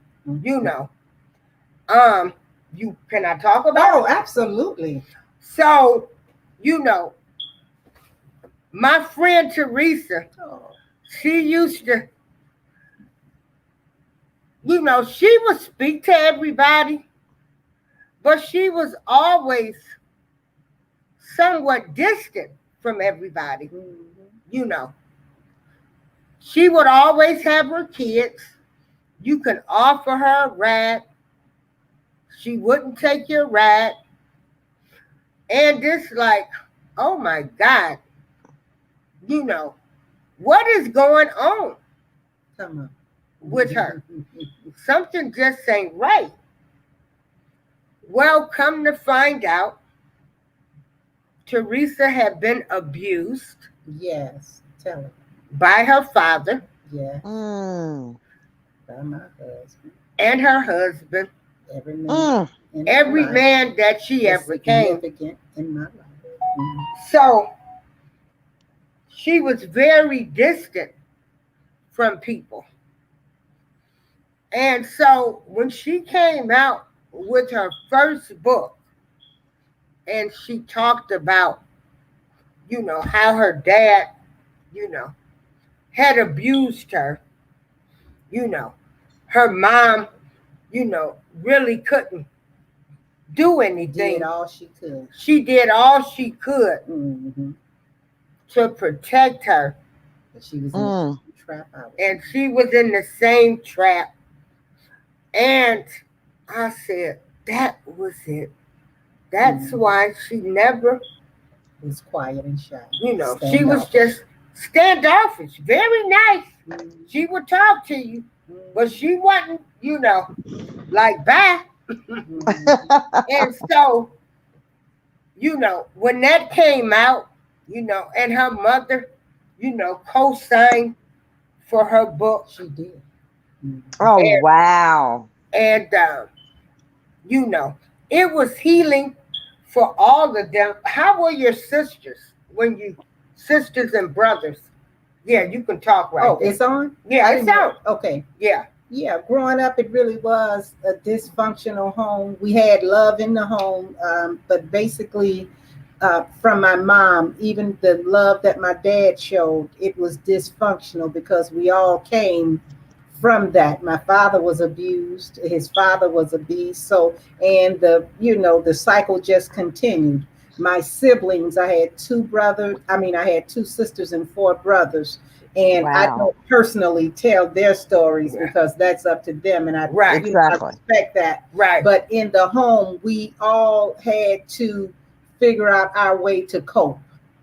Some of us coped better than others. From the things that I've heard, I was probably one of the ones that took it more deeply. I remember when I came out with the book and one of my sisters read it, she told me, she said, wow, I didn't know all of that affected you that way. Okay, I got one, two, three. Keep going. Yeah. I got like 4 people that want the book. So. I didn't know that I was affected. She said she didn't know that she was that I was affected that way, but it did. It was very crippling for me in life. I wanted to speak and have friends, Darlene, but because I had no esteem, I was so insecure. All of the abuse, it stifled me. It stopped me from really growing. And I grew up in the church. Yeah. So I had a safe place, a shelter, but I did not understand how to really utilize that at that time, that safe place, that net, I didn't know how to take full advantage of that. And then a lot of my friends growing up, they were in the same boat I was in. When I wrote the first book, my friends back from down south, they were writing me back saying, wow, who knew? We were all, because we would go outside and play different types of hopscotch and games. You know what we played back in that day. We didn't have no PlayStations and all. We was outside throwing hopscotch on the ground with rocks and things like that. And as we got older and they began to purchase the book and read it, they were saying, we didn't know, all of us back there, we were in this whole community of abuse. I wasn't the only one. My family wasn't the only one. The people across the street, the girl around the corner, the one that was on the end, all of these people, and there were no services back then. Right. There was no talking about it. You suffered in silence. So Exactly. I'm grateful for the opportunity to be a catalyst for change and letting others know that have similar backgrounds that you're not alone. Yeah. And you don't have to stay in that circumstance or situation. You can be happy. You can be free. Your life can be beautiful. And that's what the message that when Darlene talks about the motivational speaking, that's that component of it. I let people know that change is possible. Yeah, because she went from a shy girl to a real outspoken person. And I can look people in the eye now. And then, like I said, I knew her dad. Her dad. I didn't know you knew my father. Yeah. He had the top construction company. Yeah. $150 million. And when I was bartending, he would, come out there, very nice, nice guy and big everything. Big spender. And, to him. Good tipper. To him. Was he a good tipper? Yeah, a good tipper. Yeah. He never tried to hit on me or anything. But, everybody flocked to him. They loved him. He was very popular. He was very popular. And so. He was very charismatic. Yeah. So people would never know what goes on behind those closed doors. He was very That's exactly what I just said 10 minutes ago. People show you who they want you to see. And so I was like, is this the Mr. Boy she talking about that comes in there, buys everybody drinks, and folks come out there and borrow money from him, and like, wow. Yeah. And I don't want to stray away because you're on a good topic. So I'm going to broaden because that's really beautiful about the abuse, because almost everybody we know are in toxic relationships in one way or another, not just with the family dynamic as far as child and mother and father and their child, but siblings, but it's these relationships. Male and female relationships, dating, romance, eros, all of this. This is a real issue. And one of the things that they do talk about on those is that they are very charming people. They're very charismatic. And when they come in and sweep you off your feet, you are coolest because you didn't see the signs. But that sign was glaring when a person is perfect, when they're too good to be true. That's one of the main things we have to look for. When it's too good to be true, they say it isn't. Exactly. And we miss that. So we do. Yeah. And it's so true. because with my last husband, I thought everybody should have one like him. You understand what I'm saying? Yeah, I I really do. did. The signs are there. I Yeah. wasn't physically abused, but he was very controlling. But he didn't become controlling until after I married him. I dated him 7 Absolutely. years. I dated him for 7 years. We didn't live together or any of that. I dated him for 7 years. And you're right. He was perfect. He was the most selfless person you'd ever meet. And I was just saying that before you came in. I was saying on this show that people show you what they want you to see.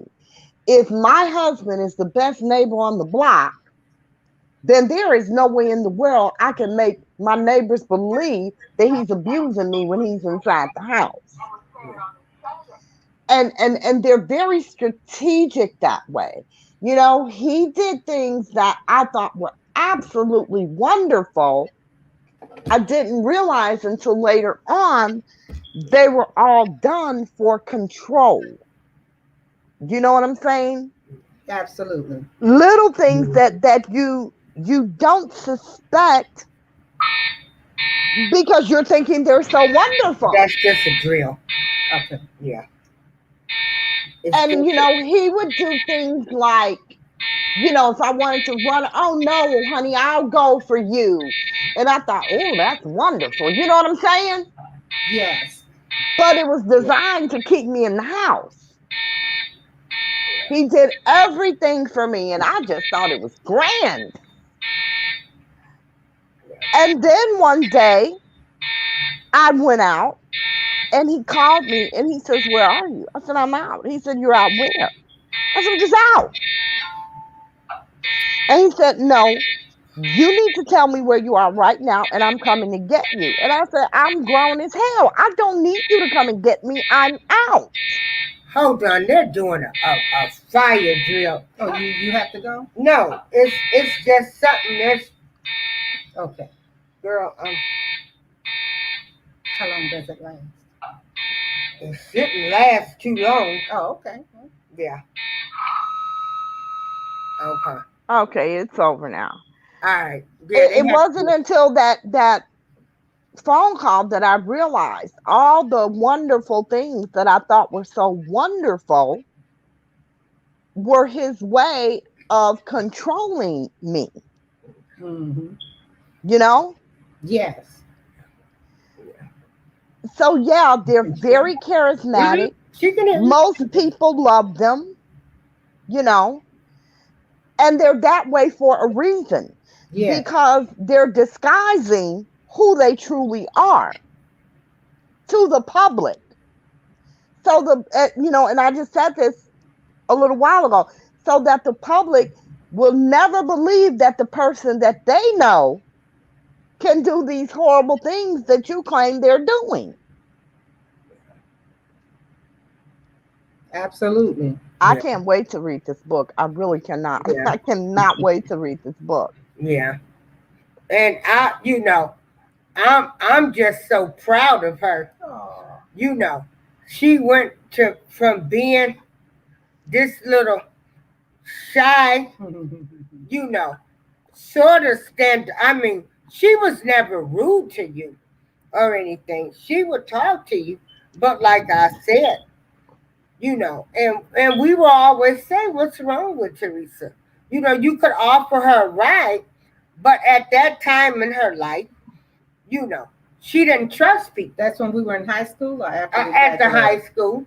After? Yeah, yeah. Mm-hmm. Because I could remember seeing you with your boys and y'all was walking and I offered you a ride and you was like, no, I'm okay. You know, Really? yeah, we'll walk. Yeah. Okay.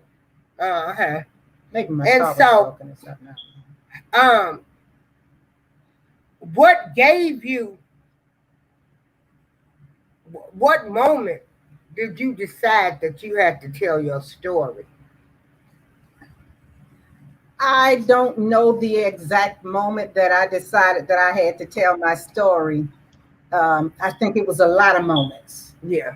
that built up, that mounted up. I remember one story in particular.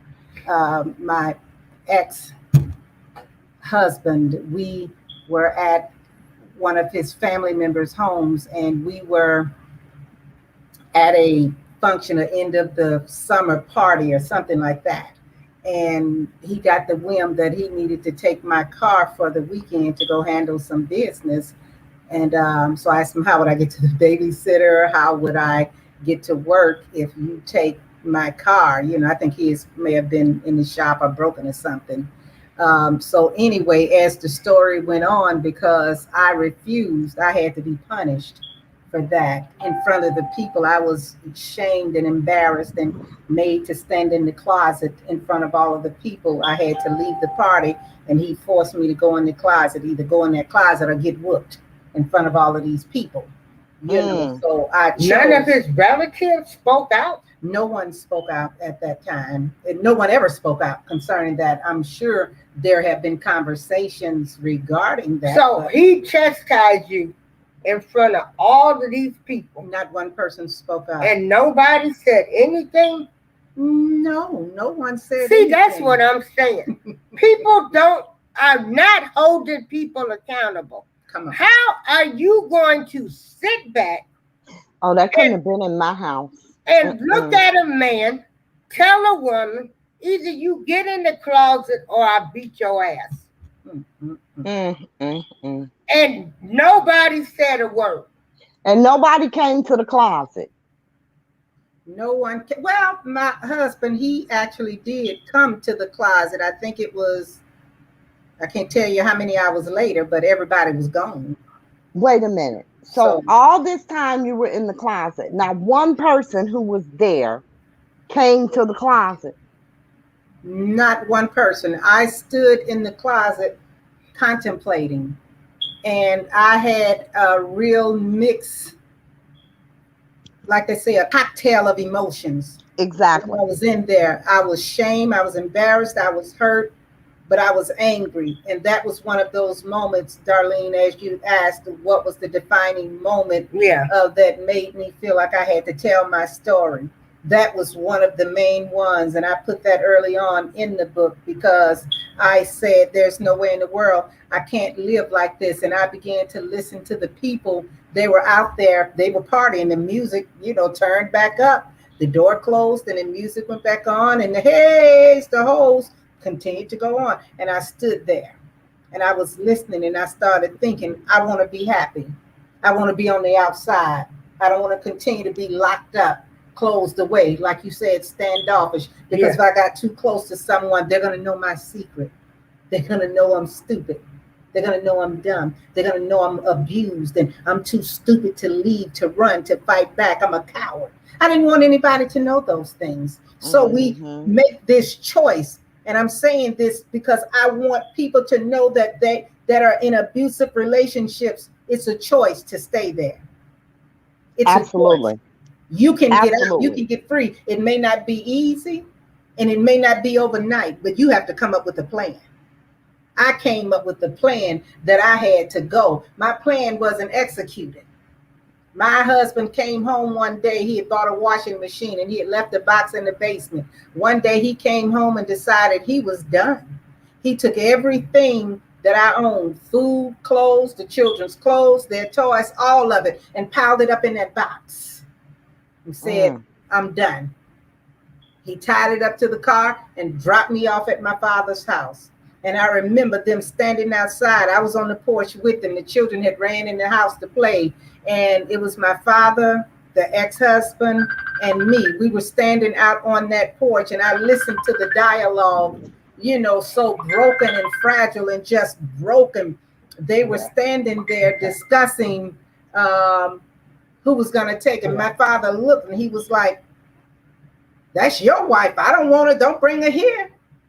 And he was like, well, that's your daughter. I don't want her. You take her. But she your wife. You take her. So I watched them argue over, you take her, you take her, you take her. Nobody wanted me. Anyway, no one vouched for me. My father went in the house. The husband sped off in the car. So I just sort of by default became the property of my father once again. And yeah, it's a tough story to tell. And even to this day, it's difficult to speak on it this way, but people need to hear this because my shame, my embarrassment, and even my pain doesn't supersede the blessing in this story, because today I'm free. Today I'm not held captive. Today I'm not embarrassed. Today I'm not shy. As I was just telling Darlene, I can look people in the eye. Yeah. I can tell my story without crying, without feeling like you just a stupid old person. No, I'm free. I'm liberated. I'm strong. I'm powerful. Not only am I a survivor, I'm a warrior. Yeah, I know that's right. Hello. Yeah. Ooh, amen to that. Yes. And we have to get to that place. And that's why it's important to tell stories like our stories, to write books like these books. That's important because people all over the world, people right in our own backyards, right in our own families, are suffering. I wasn't the only woman in my family that was living with abuse. When I wrote my book, my mother, oh, praise God, my mother broke her 50 some odd year silence. Come on now. Ooh, look at God. She broke her silence. She said, because my daughter had the courage to tell her story, I stand and I tell my story. Amen. And to this day, my mother, 84 years old, continues to tell her story. Sometimes she's on the Facebook. I set the video up and she'll tell little bits and pieces to the best of her ability about her story. And she's a strong woman. She speaks to young women and let them know, no, you don't have to take that. I took it because I didn't know any better. She'll let you know you don't have to take that. So, and this is where we are today. We have to speak out. We have to be catalysts for change. We have to be a beacon light of hope for other young girls, our daughters, our nieces, our little grandbabies. We have to let them know women are not objects of abuse. I think it was Maya Angelou said that we are more than our hips and thighs. There it is. Yes, it was. We have brains. Now, yes. Now, this is a question. Yes, absolutely. We can know, like, if somebody would have told you, you can leave, I'll help you, and all of this, would you have left? I believe that I would have left, but I believe I had to work up to that, because when I left, I was already 7 years in, and the abuse didn't start in year 6. It didn't start in year 6.5. It started right off in the beginning. So I cannot say that I would have left right away. It took me getting there, understanding my value and my worth. See, when you don't know your value, come on, I say that all the time. You will accept anything in life. I used to accept anything. Slap me in the face, tell me to go in a closet, tell me to sit down, tell me to shut up. My only answer was yes. Okay. It didn't matter what you asked me because I didn't know I had value. But when I found out that I had value, I said, I won't take this anymore. I've had enough of this. I'm tired of being treated this way. There comes a time in our life when we have to assign value to ourselves. We have to do that. Value doesn't come without.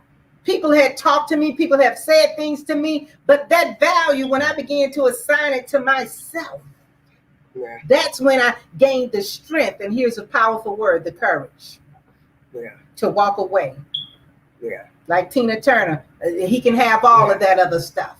There it is. Keep my name, mean I keep the life that I built for myself. I'll keep my respect. What I have within, I'll keep that. You can have all of this outward stuff. And we have to get to that place and understand, I don't care what a man has done to you, what he said to you, how he's torn you down, stepped on you, pushed you down, slapped you down. I don't care. You can rise again. What's the link for your book? I got.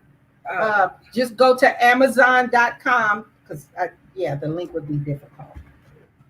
But and I'll send it to you later. Okay. But Amazon.com, Okay. just go to Amazon and just type in the name of my book, The Song His Mother Sings. And I appreciate this so much. I didn't realize I was doing an interview. I didn't know neither. You know, you came up here, so I had to give you a blessing. type Yeah. it. Yeah, The Song His Mother Sings. Yeah. And then he okay. So a person really not gonna leave until they get ready to leave. Absolutely. You have to have to get to that point. Yeah. And you know, I've said this to you before, and I'm not going to name names, but you know who I'm talking about. The friend of mine that's been dating a married woman for 5 years, okay? Yeah. With the excuse that, oh no, if she leaves, he's going to get half, and you know, he's not working and he may take the house. And I said to him, let me explain something to you about a woman. When she's done, she don't care about none of that. Yeah. He can have it all. Yes. When you are really done, you don't care about any of that. Take it all. If that's all it's going to take for me to get rid of you, you can have it. Have that. Absolutely. Because I'm done. Absolutely. You know? And I think one of the reasons why it takes us so long to be done is a couple of reasons. But as I said, when you don't understand your own value and worth, I remember when I would get slapped and, you know, just pushed around and, you know, abused and things like that, beat up. I used to think, because somebody had spoke to me one day, and I think this was etched in my brain and this solidified my nothingness. It was a girl I knew a long time ago, but she had told me she had saw us together. One of the husbands, I was married twice, but she saw me with one of the husbands, and she told me, she said, man, he looked like he is a way, you know, better, classier person than you. Like, how did you end up with him? What? Yeah. And I know she didn't mean any harm, but she didn't understand what that already did to my almost non-existent esteem. The little bit that I thought I had, the one seed, the little mustard seed I thought I had, that was just plucked up by the roots there. So all the while, I remember in my mind when he would do these things, I kept thinking, I have to measure up. I didn't realize he needed to come up higher. He needed to understand how to respect this person that lives with you. I'm not an object. I'm a human being. Before I was your wife, I was a human being. I did not understand that. And so I kept trying to figure out, how do I measure up to this person that's more classy than me, that I really don't deserve, and he did me a favor, and I ought to be grateful. And see, those are the messages that I was sent all my life. I remember another occasion, I was dating a boy, and I think this boy, he tried to do something that I wasn't ready to do. And I spoke to an older lady about it. And as God is my witness, this is what she said. She said, well, for a girl like you to get a boy like that, you ought to be grateful. Wow. Did I just tell you what he's trying to get me to do? She stuck to her guns. I ought to be grateful that a boy like that would want to date a girl like me. A girl like me. I was in high school and I was still a virgin. I didn't cause my parents any trouble. I didn't have boys running in and out of the house. She was referring to the fact that I was dark and, in her mind, not the most pleasant looking girl. And she felt like this boy, because he, was, fairly decent, popular person, then I should have been grateful. It doesn't matter. Like, forget what he said or forget what he's asking you to do. Just do it, because, you don't deserve him anyway. So that was the message that was sent to me, all along as I was growing. That's the message that was etched in my mind, that I'm nothing. that I don't deserve anybody. I don't deserve love, and I better take what I get. So then you hear people on the outside saying that these doggish men are good men. I felt like I can't lose my good thing. So I was doing everything in my power not to walk away, but to get him to stay. And I stayed trying to, like they say, mold him, change him, or live up to. But that would have never happened because he never respected me. He never valued me. He never even loved me. You don't hurt people that you love. And I had to get to that place where I got tired of being hurt and abused. And that's when I began to realize you were never loved anyway. The scripture tells us about love. It vaunteth not itself. It's not puffed up. It thinketh no evil. You know, love is patient and it is kind. And if you're not receiving that in your relationship, if you're receiving licks and slaps in the face and words that pull you down, you need to think twice about that relationship. Is this where I need to be? Is this where I need to cash all of my chips? I keep putting the chips in and I keep coming up on the losing end. We have to think, is this what I really want to do? Is this where I really need to be? And I'm all for marriage. And I don't try to break up any happy homes. But these unhappy homes where you don't know if you're going to live throughout the night because he may come with a gun or a knife at your throat. I knew a girl, her husband would line men up to have sex with her. What kind of stuff is that? But we stay. Are you sure that that's what you want to do? So we have to get to that place where we assign value. We have to draw a line in the sand. I won't take that. Yeah.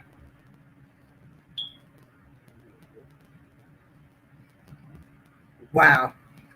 Well, everybody, that is my good friend since high school. Oh, yeah, you know I'm a mess. This me. A beautiful mess. Yeah, a beautiful mess. Uh-huh. But you know, I love everybody. Yeah. Uh-huh. And so that was my beautiful friend. She didn't know that she was going to be interviewed. This was, well, it wasn't improv. Yeah. I saw that. Yeah. You know, I was like, okay, bring my copy of my book over here. And I'm like, I'm patiently waiting. No, she didn't say bring my book. She said bring my book today. Yeah. I said, I got to do something now. She said today. Yeah. Bring my book today. I'm like, okay. And so she bought me my book today. Yeah.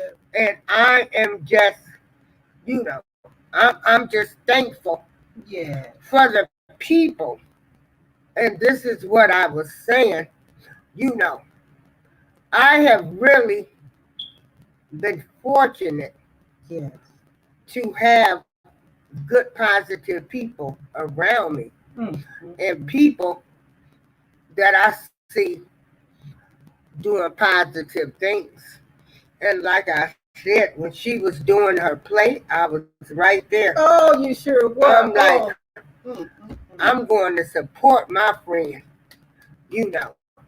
You were right there. I was right there. Me and Karen. Yeah, I saw you and Karen. Uh-huh. I see her at the gym sometimes. Yeah.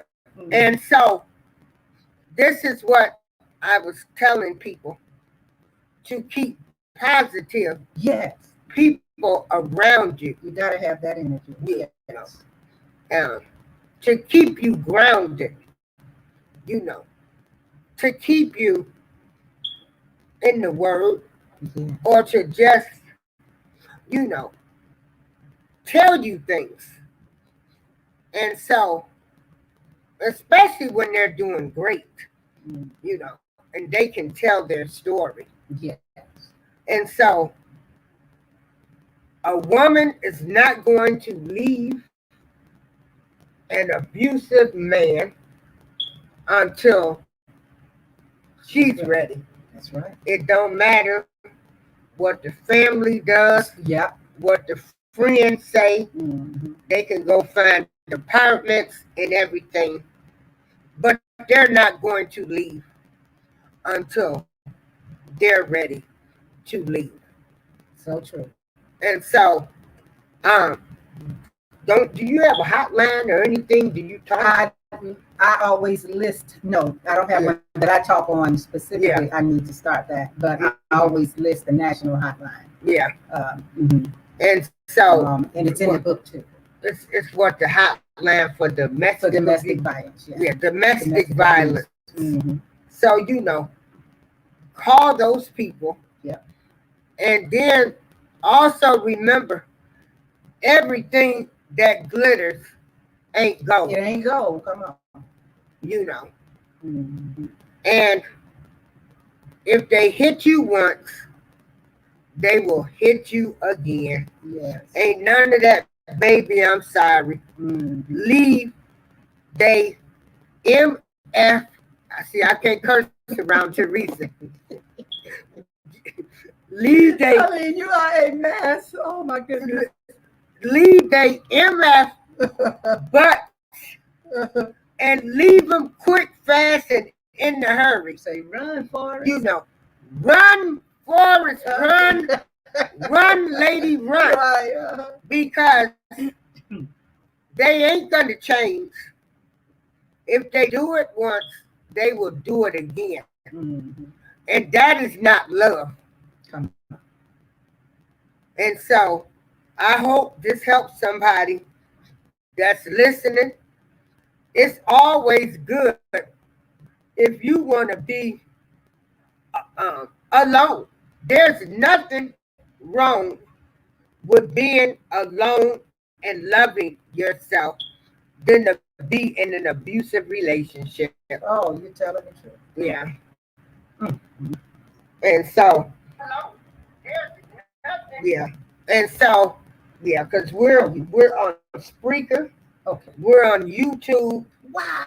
we're on the youth, and I there is got kicked out. I don't know how. yeah, okay. And so, I was just saying, I'm proud of Teresa. Whenever she does something, I support her Yeah. if I can, if I don't have other plans. Mm-hmm. And I'm just, it's people like her that keep me balanced. Oh, don't To make me see cry. them, what they have overcome, and they standing strong right now. So Teresa is a hero to me. Mm-hmm. Yeah. Teresa is a shero to many. Let me tell you, I really can't wait to get this book. I'm so Yeah. happy that you popped in. I'm so happy you were here. Thank you. Yeah. I really am. Your story is, Yeah. it's that of many. It's that of many, Yeah. but it is truly courageous of you. Yeah. And your mom, oh my gosh, Yeah. Yeah. coming from her era, you know what I'm Yes. saying? Yes. That had to be such a major thing for her, Yes. you know? And yeah, absolutely. And April says all the time, because we often talk about abuse, and April says all the time that, we have to start talking about it. We got to stop sweeping it under the rug. We Yeah. got to stop keeping silent about it. Absolutely. Yeah. And we do. And this We is what do, I was because saying, that's what where allows it to people don't continue. hold people accountable for their actions. For her to be at a party with all of these people, there is no way in hell I'm going to stand and look at a man tell a woman to go in the closet and not open my mouth. You know Like, what? are I you can't are even you like imagine that. I can't are even you imagine serious? that. Yeah. And like, this is what I say. Nobody wants to hold anybody accountable. They don't address people. And that's why they continue their behavior too. Absolutely. Because nobody Exactly. is That's what checking I their just ass. said. That's why it continues, because people remain silent. There is no way that that could never have happened at my mom's house, and that could never have happened. Yeah. You know, I had a brother that was abusive to his wife, and they lived right across the alley from my mom. And I remember, like you said, like an end of the summer party. It was my sister's birthday. My mom would throw a big block party every year for her birthday because it was in August, it was in the summer. I remember us having this huge party, and we're all out, people are everywhere, and we're in the backyard, and my youngest brother comes running over crying. And we're like, what is your deal? What's wrong? And he told us that our brother had beat his wife, Mm. stuffed her in the deep freezer, and locked her in it. And you left crying? And the first thing my mother said, she said, why are you crying? Did you kill him? Did you kill him? And he was like, no, I didn't know what to do. She said, what do you mean you didn't know what to do? And we all went over there. My mom, a couple of my sisters, and I, we went over there. And as soon as we walked in the back door, my brother ran. He ran. He never came back to his own house because he knew you're going to get the beating of your life. But we got her out, and she was like, please leave, please leave. He can't come back in you here. And my mama said, I'm sitting right here. Go get my gun. I'm sitting right here. Whenever he comes home, I'm going to be sitting right here. My brother never returned to that house. He had her cousin pack her up weeks later and take her wherever he was. He never came back to that house. There is just no way that could have happened. No way. No way. Yeah. And for somebody to not even come to the closet and check on you for hours. Yeah. I can't even imagine I don't that. know the length of time, but Yeah. I know the party was over. Yeah. Yeah. Now, did you ever encounter any of these people after you left him? One. Yeah. And did they ever say anything to you? Like, No, that was years later. They alluded to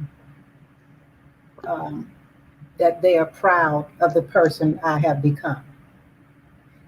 yeah. And that was it. Wow. Wow. But I accept that. See, one of the things I'm learning how not to do, I'm learning how to do is accept a person's strength.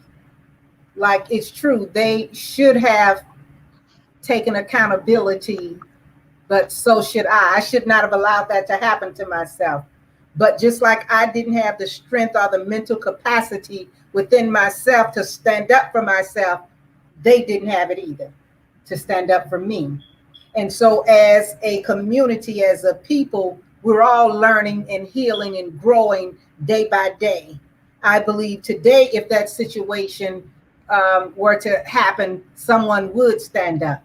Like in the past, like the thing with George Floyd, it started a whole national movement. And now Black people are standing up. We're finding the courage to stand up. It started an international movement. Yeah. International, exactly. Yeah. So Mhm. right down to the abuse right here, the local, right here in our own backyards. It is taking us these things, these steps. We have to take baby steps sometime. Yes, I wish somebody would have stood up for me. Yes, I wish I had the stamina to stand up for myself, but we're getting there. I'm not who I used to be. That would never happen again. Exactly. And I think some of the people that saw that, they would never stand by and allow that to happen. I believe some of them would stand up, but everybody, we're growing, we're getting there. So I have Can I ask you a question? Yes.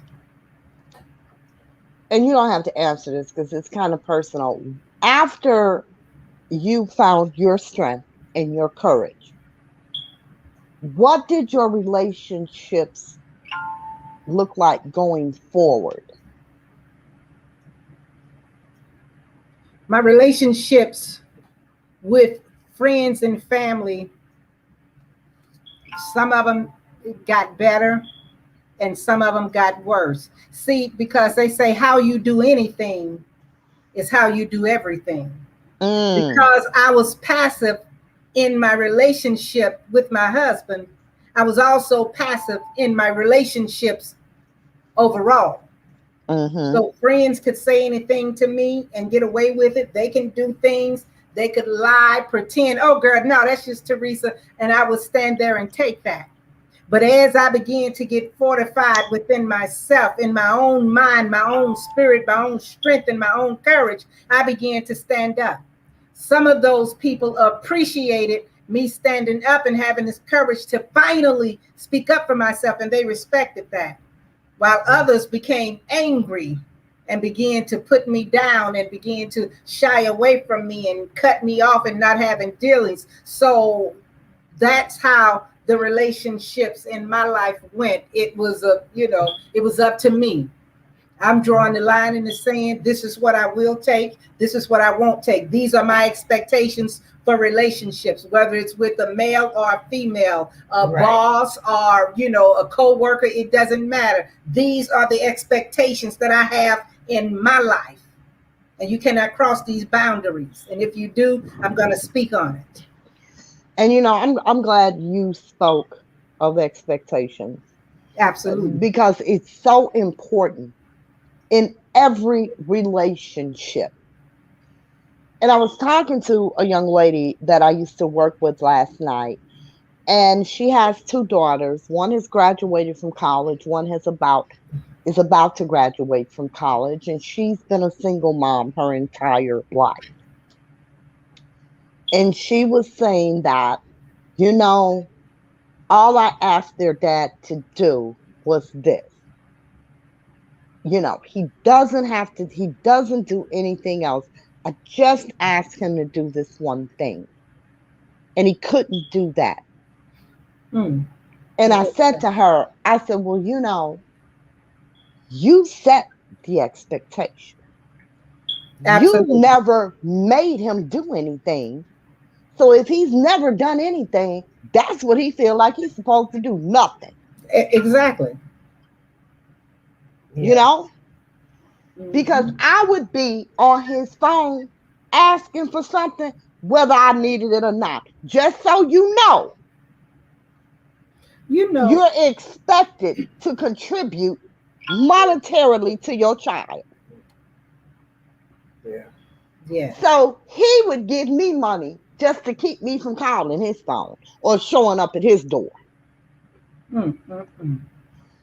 But I said to her, I said, you set that expectation. He Mm. knows, and she's like, his wife has 3 kids. None of them are his, and he takes good care of them. Yeah, because he knows you're going to take good care of his. Mhm. You set the expectation. And really want people to hear that. All of that, I don't need him to do nothing. Cut that out. Yeah, that's dead. Yeah. Cut that out. Cut You that know, out. there's mhm. Yeah. Because he has a responsibility. Yes. There's this. No matter what the relationship is, everyone has a responsibility. If you're a priority and I'm only an option, it's my responsibility to walk away. Yeah. Mhm. You have to set expectations Mm. and you have to set boundaries, and you just don't allow people to cross them. And Right. it's a very difficult thing to do. Edwin and I were having a discussion earlier here, and she was saying, well, I just don't think that you throw people away that have a mental illness. And I just don't think that I have to allow you to disturb my peace because of your condition. I'm not going to throw you away. Right. I'll help you if you need help. However, I can't allow you to disrupt the way I live, Yes. you know? And I think that, you know, there are some key words: courage, expectations, and boundaries. Absolutely. We have to find them. You know, we have to find them. We have to find them for ourselves. We have to find them for others. And that's the thing that I would really like people to do, is to find compassion and strength and all of that for other people once you've gotten it. You know, because the work that you do, Teresa, I don't know how you do it. I really don't know how you do it, because I remember working very young at the court and working in domestics and not being able to take it. I couldn't take it. I can't do it. These kids are coming in here, little children, abused by, you know, their mom's boyfriends, and they're sitting there, you better not tell him what he did to you. See, I need to take you out back and put a couple in your head. That's how I felt every day. Mm-hmm. And I said, you know, I can't do this, because it stayed with me. You know, it just stayed with Yes. me. Yes. For a person to overcome what you have, endure what you have, and to go out and try to help young people, I really think that's an amazing thing, because I say all the time, I can't do it. I don't have whatever it takes that you guys have that do this. I don't have it, because they don't listen. You can't tell them nothing. I get frustrated and I'm like, you know, why am I wasting my time? And Mm-hmm. and you know, and then also, you know, knowing that they're not going to leave until they get ready to leave. You Well, know, it's not, you know, it's and, really not until they get ready. It's really until they're prepared. It's right. a difference. Mm-hmm.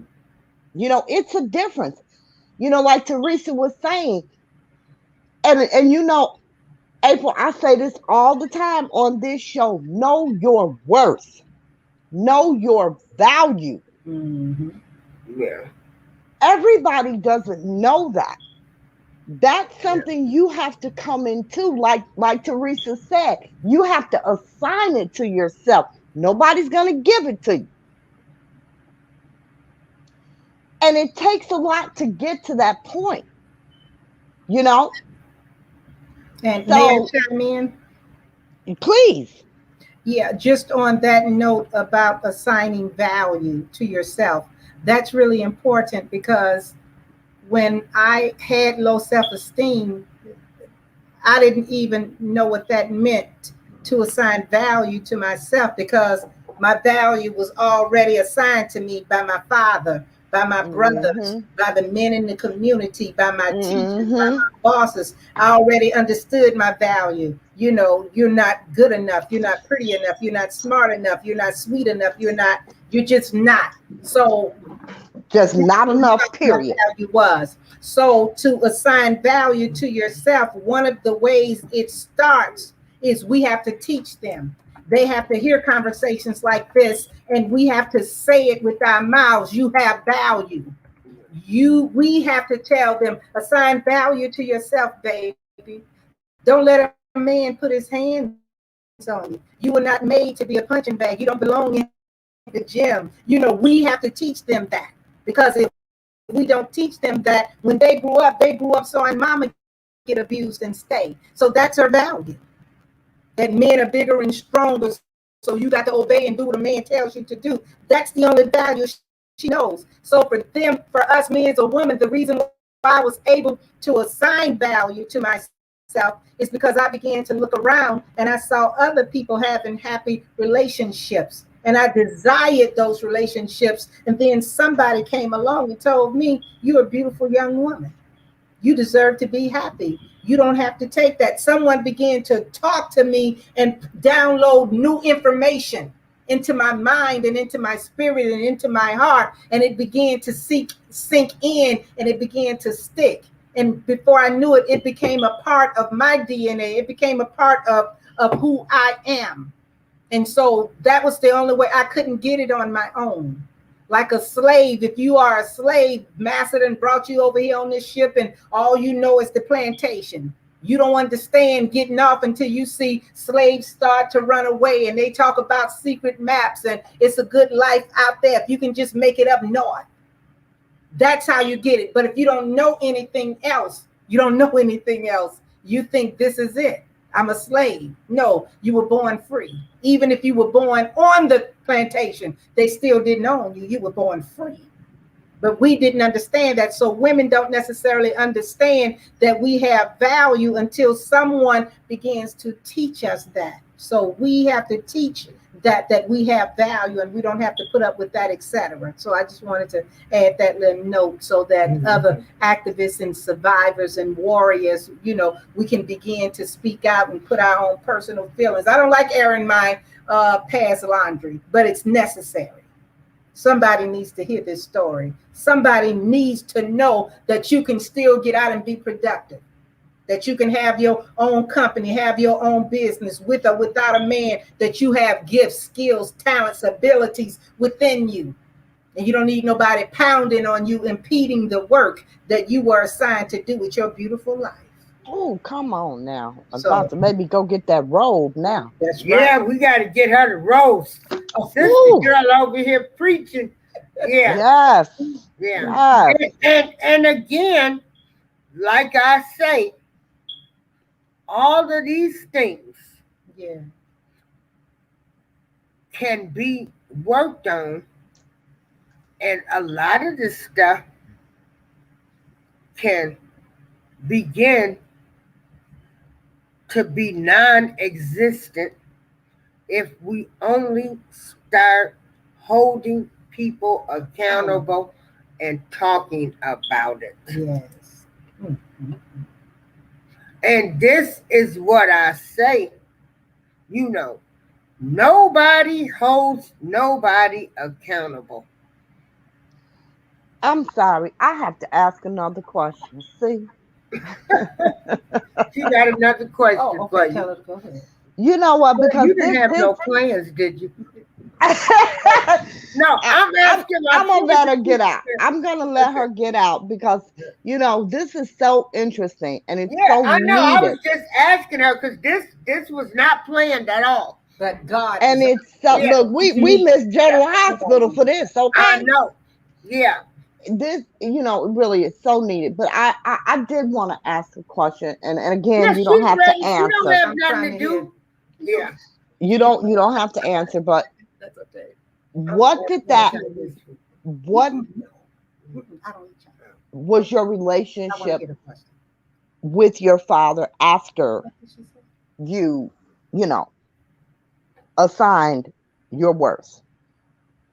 She said, what was your relationship with your father when you found your worth?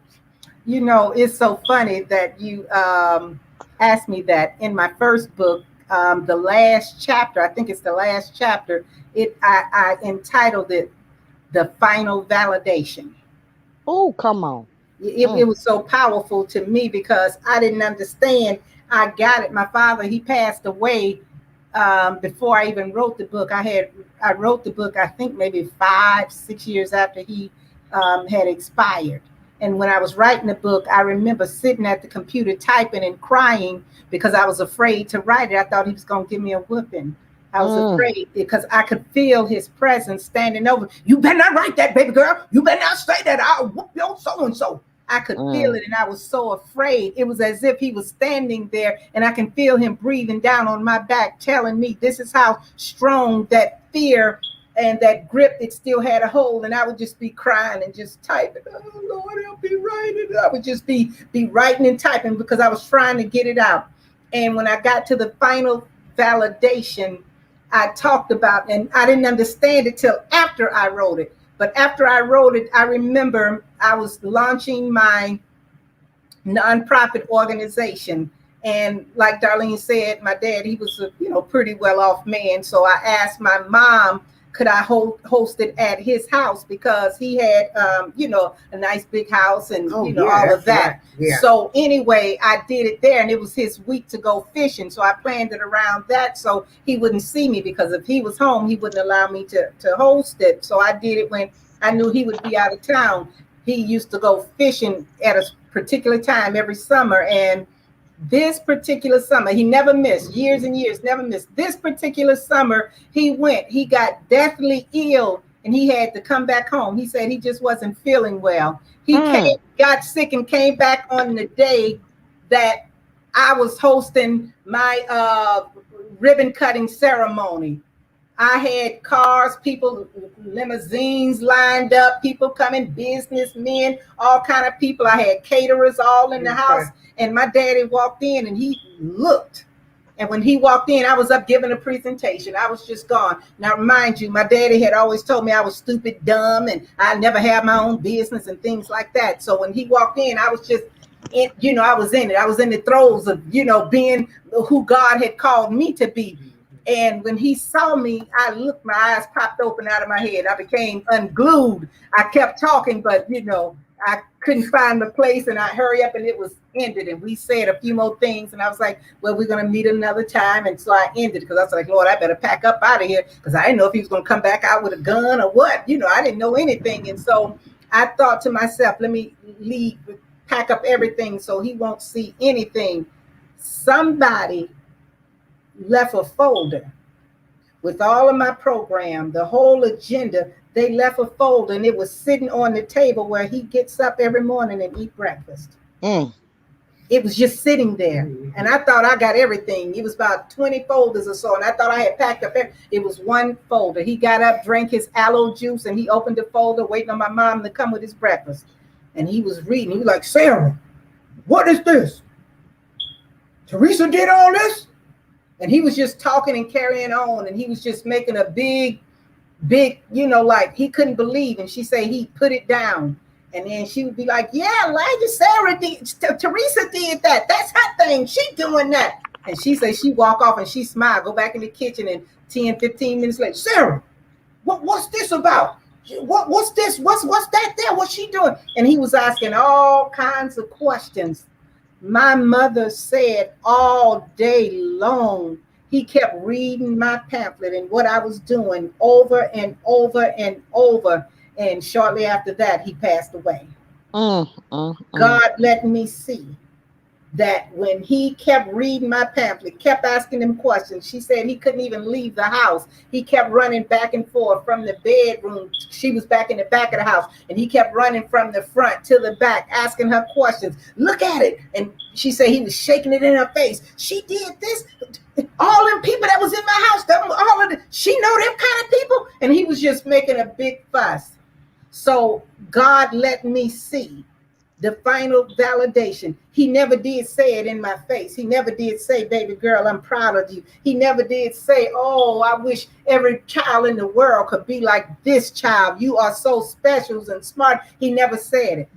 But when I look back and I read that book later, because that part was in the book, it didn't open up to me while I was writing it. It opened up later. I wrote it, I think, 5 years after he had passed away, so 5, 6 years or so. And 1 year, I don't know, ask me what year, but I was reading over that particular chapter, and it came open. You got your validation. All I wanted my father to say was he was proud of me. He said it that day. Yes. All I wanted him to say was I love you. He said it that day. All I wanted him to say is, you're my daughter. He said it that day. So I got that validation. So my relationship with my father on the surface was always tumultuous. It was always a little rocky because I started finding myself before he expired. And there were certain things that he would do I wouldn't stand for. And he one day, I was at work. I used to work for him. And I was at work and he asked me to type a letter. Well, I'm in college. I'm going to type the letter, but I type it tomorrow because I got to be in class in about 30 minutes. So I get off in about 5 minutes and I got to be over there on the west side at JUCO. So I type it up tomorrow. He couldn't believe that I stood up to him and said that. And I really wasn't saying anything because it was time for me to go. It was time for me to get off. And I have a life. I'm doing something. I gotta go to school. But he was so enraged, he couldn't believe. He got up and ran across to another one of the workers. Who does Teresa think she is? How can she talk to me like that? Talk to you like what? I just told you I'd be glad to type the letter, but I do it tomorrow because I'm off in 5 minutes and I got a class tonight. I got to go to school. But I come in early and I get it typed out first thing. He snatched it off and gave it to another person in the office and they typed it up. But he couldn't understand how I could be so disrespectful and so, insubordinate toward him, which it wasn't any of those things. But that's what, how he took it. So, it was a strain there. But in the end, he felt good. And he felt good about me. He knew I was going to be okay. Mm-hmm. Yeah, although he never said let me show you some of the comments. Let me put on my glasses because I can't see without them. Thank you, 3 powerful, strong Black women. This live was epic, and I haven't been disappointed. I can honestly say I have logged out with more than I came in with. Wow. And then, thank you for the life lessons. Teresa, thank you for the life lessons. May your insight from God continue so y'all can continue to help us. Wow. Don't make me cry. Yeah. And so that's different people was asking about your book. And you could put the name in Amazon. Yeah, and I put the information. How they can get your book. You got it right there. Yeah, I put it all in the chat because we're also on YouTube as well. And so, man, I can't even bless you. You done blessed me. Girl, you done blessed us. Really? You really have. And you really have. Mm-hmm. You came in here. I was. Hey, Lady she came in here and changed my whole spirit. Okay. Yeah. Lady Allegiance. Because I was on one. Yes, ma'am. You didn't hear when she said, I told her I want my book today. You want yours today? I told her, I said, I want my book today. I'm patiently waiting. I called Mr. P. I said, I got to get over there today. Darlene gonna kill me. I better get this book over there today. And that's why I texted her. I just got him Sunday, so it ain't like I've been sitting on. Okay. Mm-hmm. All right. Hilarious. So, that's right. I'm gonna bless some people with your book, and so, the first ladies that said they wanted it, I'm gonna have to go through the chat. Okay. So I need. Let me see if I can. Yeah. Darlene, you don't have to bless me, baby. I'll be more than happy to buy mine. Okay. Lord. So it's Amazon.com. Yep. And it's type in the song his mother sings. The song his mother sings. Now her first book, and I remember it was Life When Abuse Is All You Know. And that's when she talks about her story. And that's a very powerful book. I cried like a baby Mm, mm, mm. reading her book. Lord, Lord. And it was just like, wow, you know. And like I said, Teresa, you know, she would talk to you, but she was always so standoffish. But you knew something just wasn't right because, like I say, she would always smile. Be kind to people. You know, still be kind, but yet standoffish. Mhm. And after I read the book, I understood everything better. Mhm. You know. You know, there was a time. I want to get this on. Uh-huh. I remember.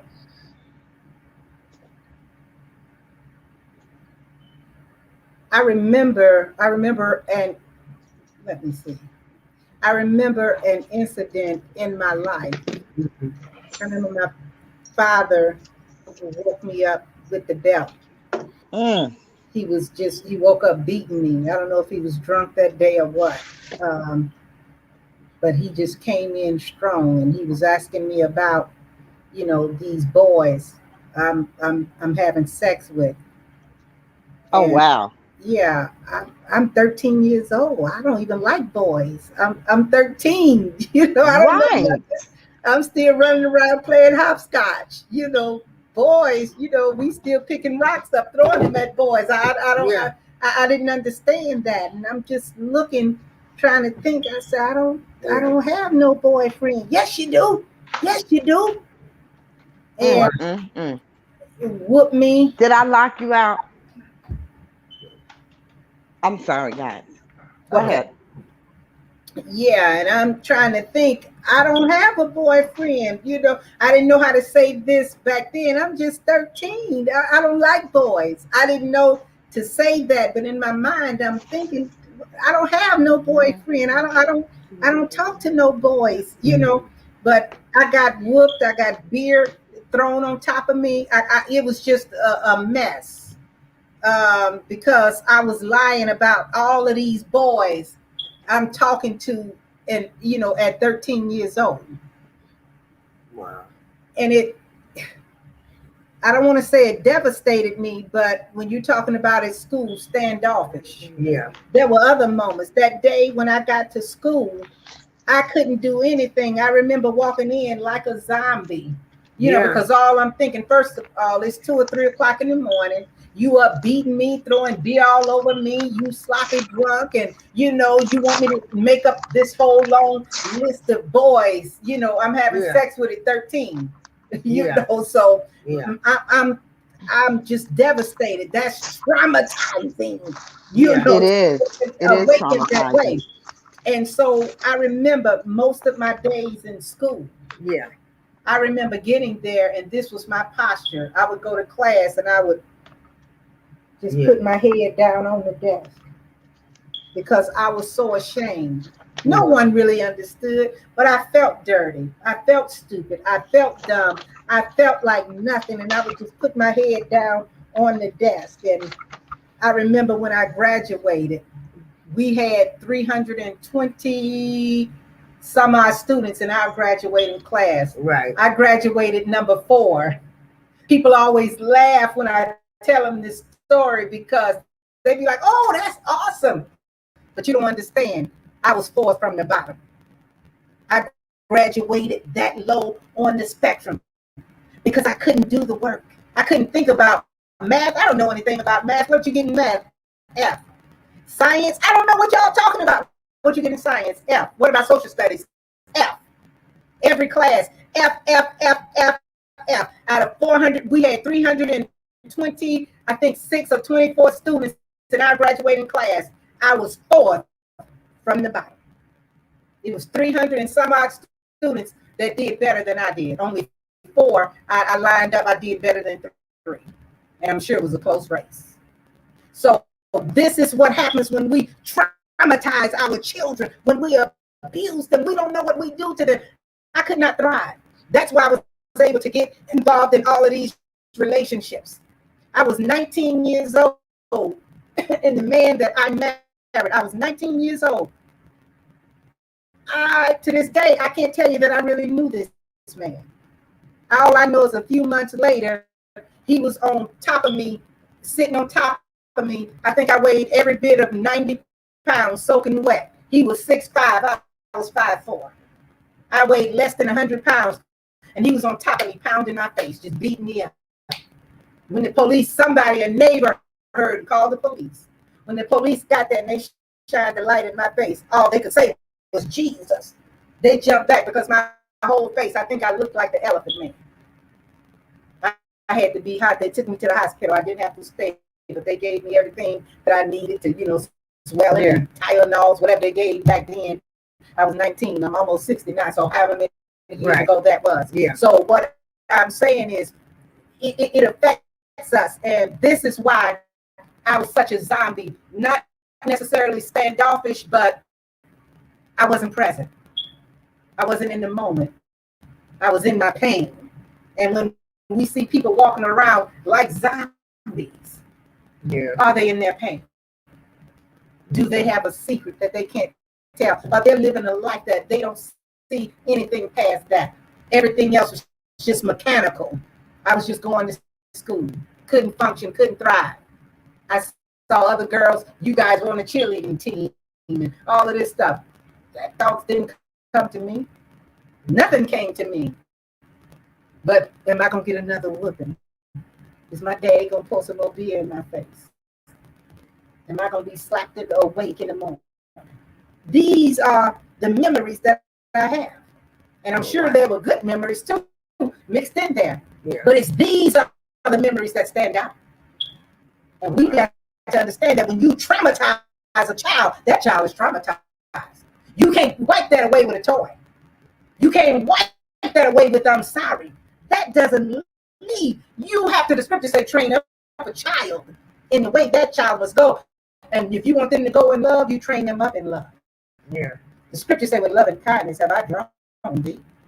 And if you don't show that child love and kindness, even when you are correcting them, you don't correct the child by calling them stupid, by calling them dumb, by telling them all you need is some, give us some money so she can go buy some. That's not how you train up a child. So this is what I've learned. We have to put these messages out there so people can learn that this is not the way. And we have to tell them that we survived. So if any young lady, if you can hear me, whatever you've gone through, you can survive that. You can get over that. There is hope for you. You don't have to stay stuck there in the past. My testimony, let my words take you by the hand and lead you out of that abusive situation and relationship. Lead you out of that low self-esteem. Let me help pull you up. You don't belong on the ground under somebody's feet, under somebody's insults, under somebody's threats. You don't belong there. Let these words raise you up. Let them lift you up, like the song say, Lord, lift me up. So like with your first husband, y'all got married. Had you dated him long, or you just wanted to be married and get away from your parents' house? No.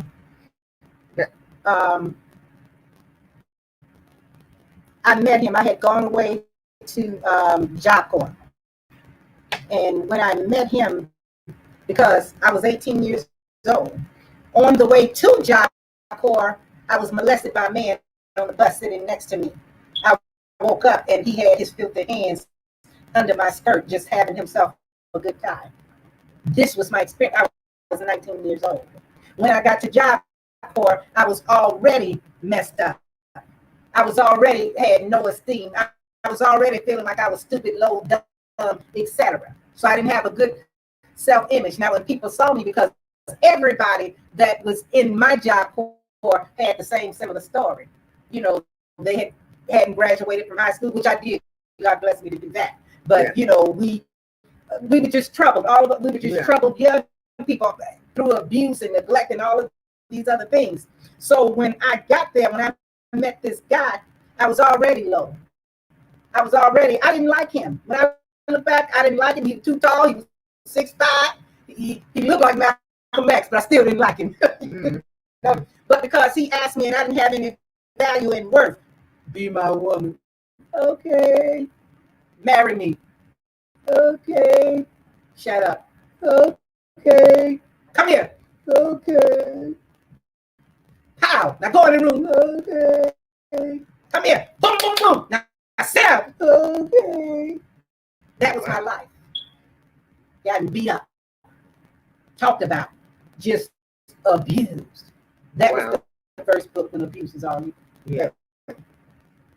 And when abuse, young ladies, another thing. When abuse is all you know, learn something else. There's other things other than Come abuse. on, say that. If Yeah, that's yeah. all you know, learn something else. I like it. learn something else. Mhm. Yeah. So, but that's my story. I got to get out of here. Yeah. Girl, we thank you. This wasn't Teresa, even thank you so God much. planned, God God planned it. He Yeah, used he it. used me. And I hope this helps somebody. I'm glad she bought my book today. You crazy. You get your way, baby girl. Yeah. You got it. I said, I want my book today. Yes, ma'am. I'm like, I'm Yeah. on the way. I was coming from the doctor's office and stuff. Oh, okay. Yeah. All right. Where you go out to the primary? No. Yeah, I have them, but no, I was with because my broken ankle. I was Yeah. out at Dr. Lee's. He's out there Oh, okay. Essendon somewhere. Okay. So, All right.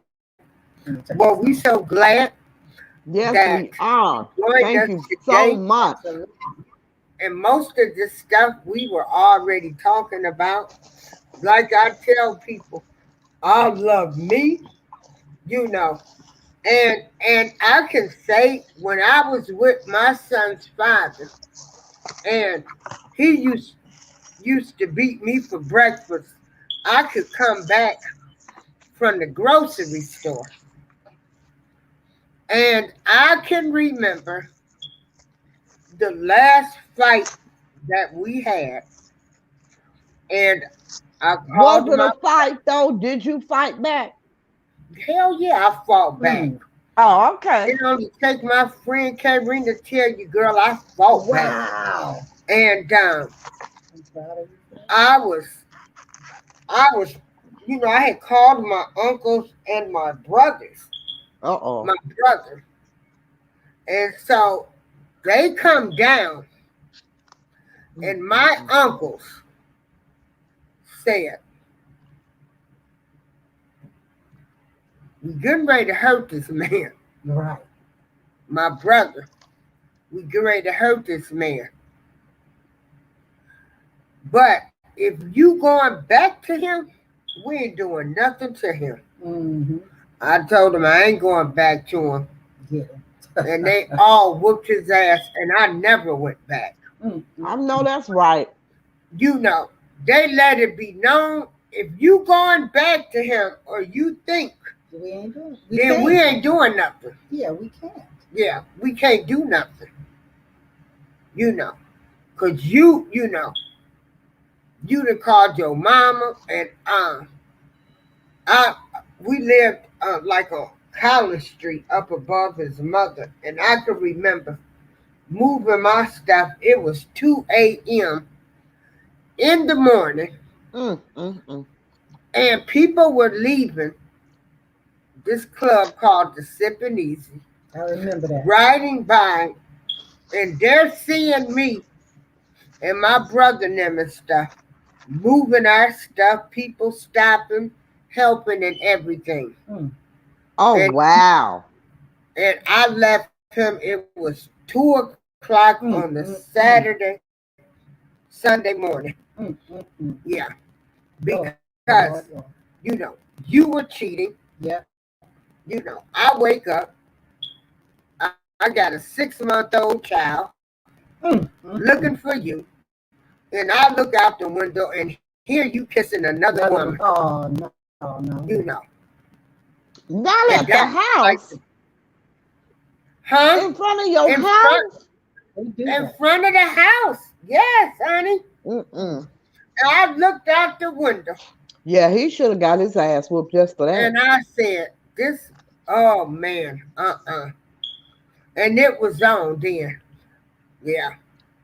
And it was Wow. something about looking at him kiss this woman, like right in front of the house.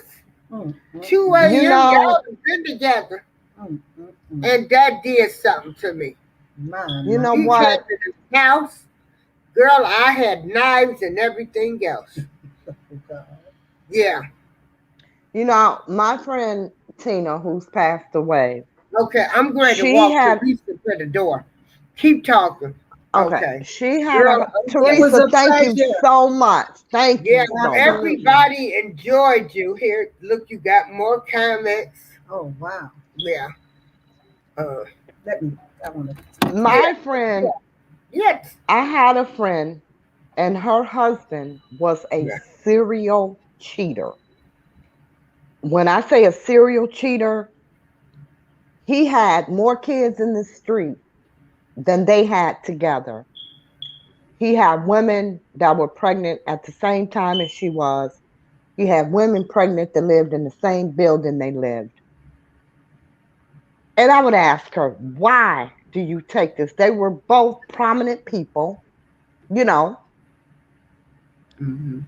And I would ask her, why do you take this? Yeah. And out of all of that, women showing up at her house, this one woman came and left her baby. Yes, she did. After all of that, she went to look for him one day. He was at one of his women's house who lived right around the corner. And she went to get him because Love you. her car was in the shop and he had the only car, and they called, they needed to pick her son up from school. He was sick. And she says, well, I wasn't walking all the way over there, and I knew where he was, so I went to get him. And she said when she walked up, And see him. See how their back, the woman's back door was open and the screen door, you know how it is. And she said when she looked up, she saw her husband in the kitchen mopping the floor. I can tell people. And that was her moment. And I said, out of all the shit he did, Yeah, neither did I mean, she went home, she went ballistic, absolutely ballistic, but she left him that day and she never went back. And I said, out of all the things he did, all the women, all the babies, all the disrespect, he wasn't physically abusive, Right there. but he was definitely, you know, emotionally and mentally abusive. And I asked her, I said, after all that shit, you threw him out over him, Mom. She said he didn't do shit at our home. She said if he took off his shoe, whatever he took off, that's where he left it. She's saying for me to walk up and see this MF at this woman's house mopping her damn floor, and you don't mop the floor in the house you pay for with your own damn children and what? She said, oh, I was done. She said that felt more disrespectful to her than anything he had ever done. And that was so crazy to me, you know. And for, you know, for her, you know, well, it's a different thing. You see your man kissing another woman right in front of the house. You know, it's disrespect, it's hurtful. And that's what made me remember that story. I said, people leave over things that some of us just don't understand. Because, see, the first baby, I would have been out. And he had all these kids while they were married. He had all of these kids. And I remember we were both working downtown at this time. They had a lounge together, she and her husband. They had other businesses separately, but they had a lounge together. When she stopped working at the lounge, we were both working downtown. And when you live in Chicago, you don't drive downtown, you take the train. And she said she was on the train, and this lady sat down, you know, and started to talk to her. And on the train, they passed her lounge, and the woman said, oh, the lounge right there, that belongs to my fiance. Not knowing it's her husband. She said, what lounge? And she named the lounge. She said, yeah, my fiance owns that. We're getting married at whatever day she told him. She said, oh, really? And she says, well, honey, I don't think he's going to marry you. And she said, the lady said, you don't even know me. Why would you say that? She said, yeah, but I know him and he already married to me.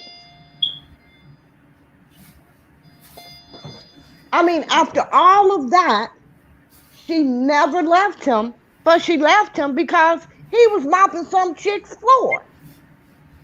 And I'm like, wow, you never know what a person's wake up moment is going to be. You just never know. April, are you back? I guess April is still seeing her out. I got to mute my mic for a moment, guys. Somebody's at my door. Okay. All right. Yeah, I'm here. I just walked my friend since high school.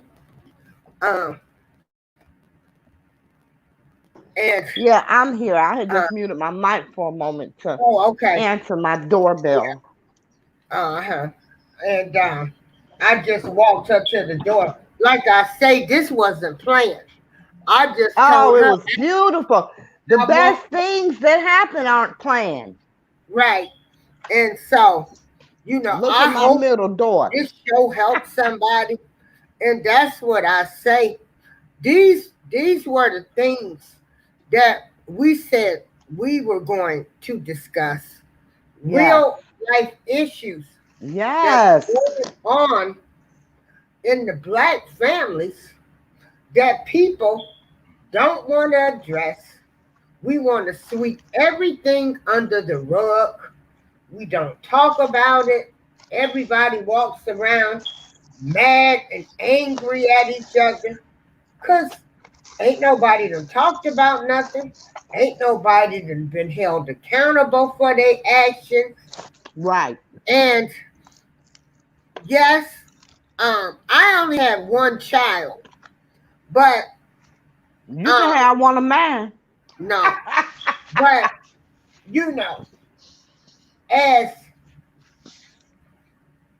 and I'm saying this, parents, I think, put different expectations on each sibling. Some siblings, they will let get away with murder, and some of them, they will kill them for one wrong thing they do. Yeah. So it's a whole lot of things that we're going to be talking about that's real and hoping to make a difference and have people talk about things. And like I said, then we got people, they like to rewrite history. Oh, Lord, I got a lot of them people in my family. No, that ain't the way it happened.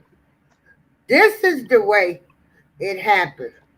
You want to rewrite history and tell the story the way you want to tell it. Yes, I have lots of history writers in my family. And like I said, I really want to encourage women because some of the things that I have come to find out and stuff,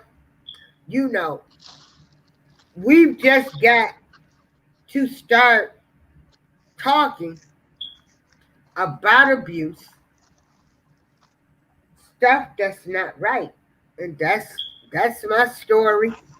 And I'm sticking to it. What about you, right, Baby Deidre? I was never physically abused. Well, not by a man. I don't know. Well, no, I'm lying. I do know. My mother was abusive physically in every way. Well, not sexually, y'all. Let me not put that out there. But in the time that we grew up, you got your ass whooped. You know what I'm saying? But we used to laugh when we got older, and we used to tell my mom, had they had child abuse laws when we were kids, we still be putting money on her books. You know, it's kind of crazy because I don't even know how to explain it. I had self-esteem, but I didn't have self-esteem. You know, it was like I knew I was very pretty. That I knew.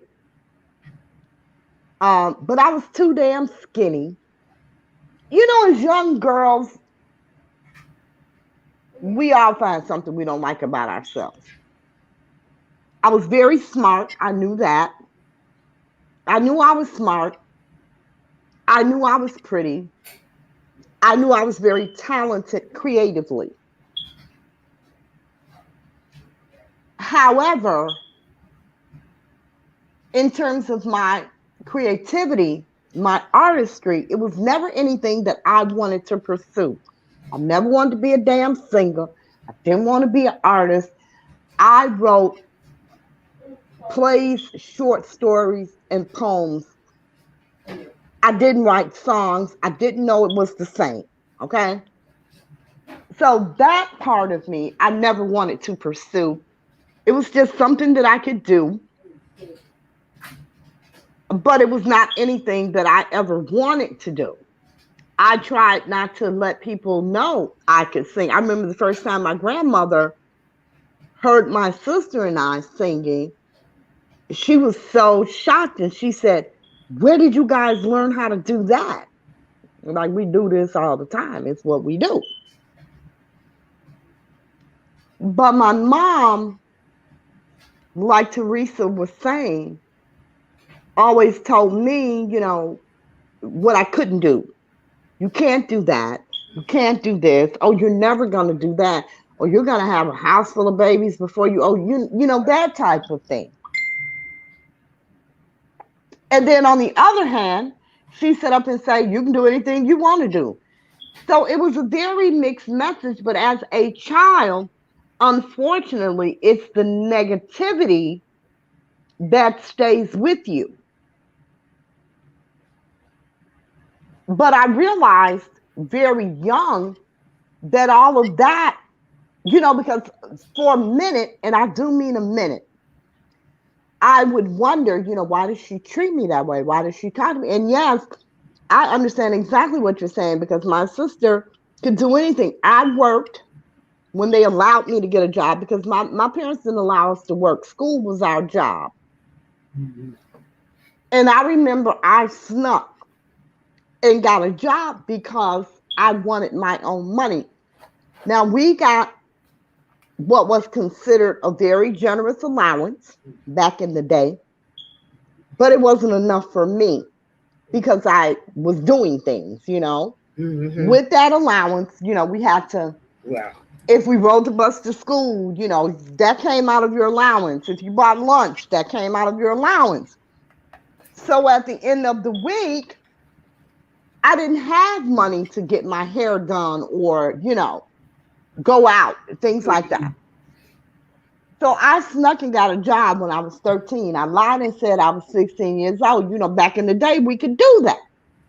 Mm-hmm. And my mother said to me, listen, I'm going to let you keep this job, but you better not bring home. The first time you bring home anything less than an A, the job is gone. Well, that was fine with me. I was very happy with that. But what I didn't know is that when I got paid, she expected me to turn my check over to her. Now, my sister worked a part-time job and she got to keep her money. You know? Mm-hmm. She got to go out. You know what I'm saying? She didn't give me a dime of my pay. Not ever. I worked. I had to turn my check over to my mom. Mm-hmm. Yeah. So I decided, you know what the hell what's the point in this? You know? And, she got our hair done once a week. I had really fine curly hair. If the wind blew, my hairstyle was over. I needed my hair done more than once a week.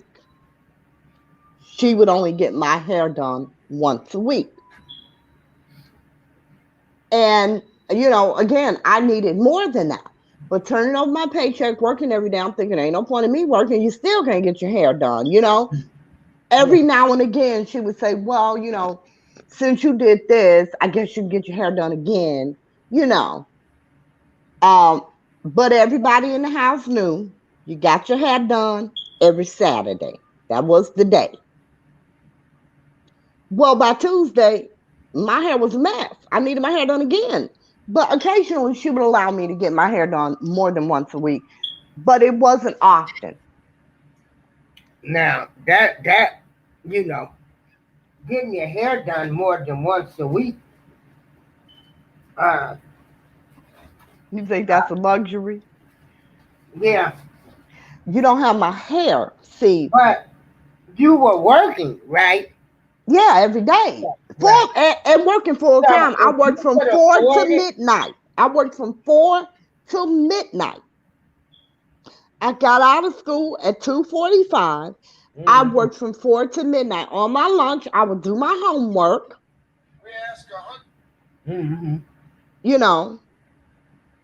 But yeah, I worked from 4 to midnight 4 days a week. And I went to school and I still got straight A's. Mm-hmm. But,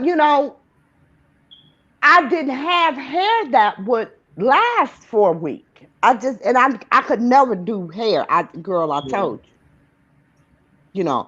My girls had really straight hair. And really long. So all I ever had to do was put it in a ponytail, get them a bang cut. I could never do my hair. It would never do anything. So I had to get my hair done. And like I said, it was very soft. It was very curly. It was very fine. And if the wind blew, I didn't have a curl. Wearing roller, back in the day, you used to roll your hair up. Mine wouldn't even bend. Mm-hmm.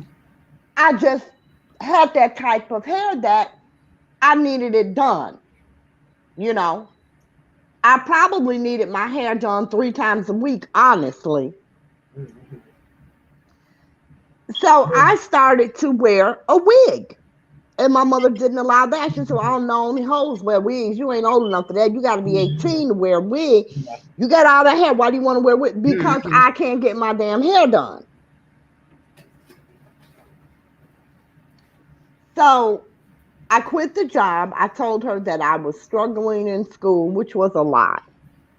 And I quit the job because I wasn't benefiting from it at all. I didn't get a dime of my paycheck.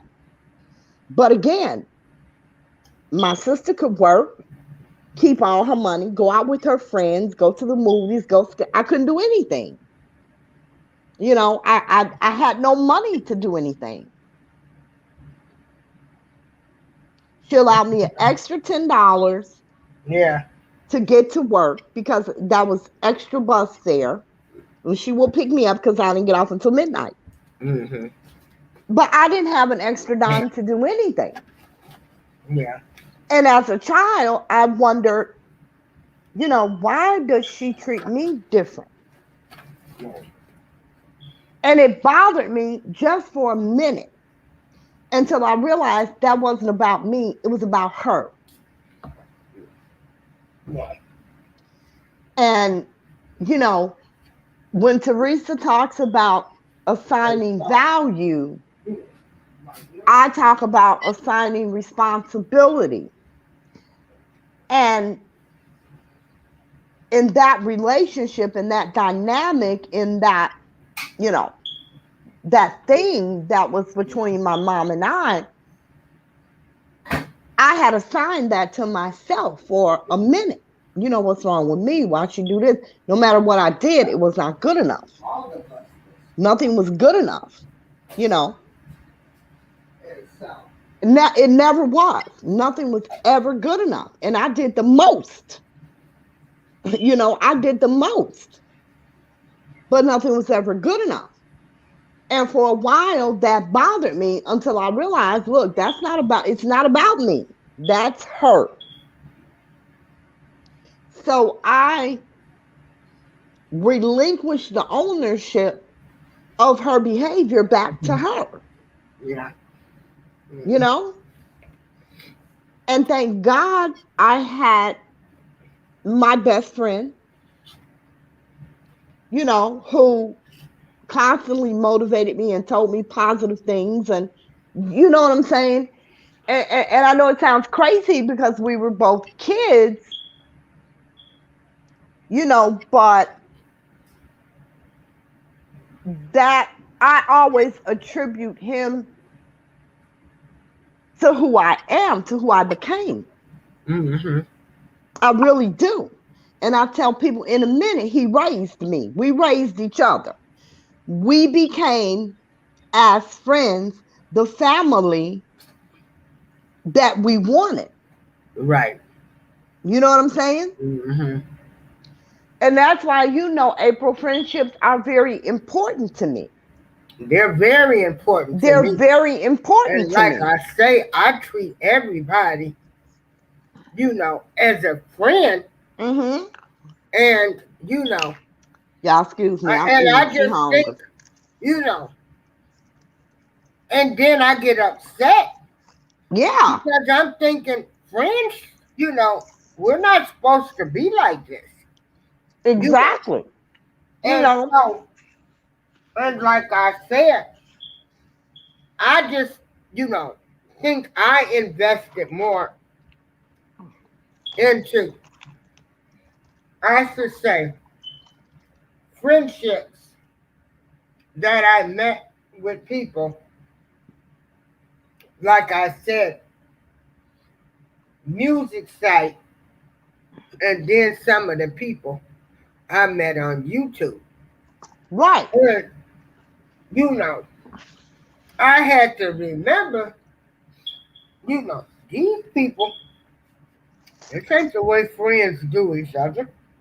You But know, like I said, they don't know but what friendship is. I was holding people to a standard of what I thought Of the friend that you were. that the friend that I am Because and you how me judge and my people. real friends do. Exactly. You know, Because you judge people by your own characteristics. yeah. Everybody does it. It's only natural. And so when you get accused of certain things, as Mm-hmm. Mr. Girl. Luther will tell you, You know I done been accused, girl. yeah. And Falsely. you like, friends don't do this mess. They don't Exactly. accuse you of stuff. They call you first. You know, they don't, you know, you never supposed to assume anything until you talk to a person. Exactly. And so when I was getting all of this negative feedback and being a, you know, like I say, messy people, Mm-hmm. you know, people would be jealous of other people's friendships too. Oh, You absolutely. have to be aware of that. But like I Especially, said, especially females. Especially yeah, females.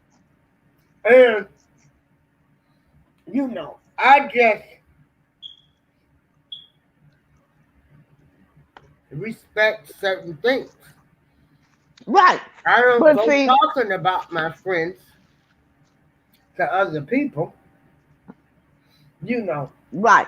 I wouldn't have stayed with friends. I didn't come back, get on the phone, gossip about our adventure or anything that might have happened. Because that Exactly. ain't what friends do. It's not. It's really not. And you know, And that's what I'm saying. I guess maybe because we're older Yeah.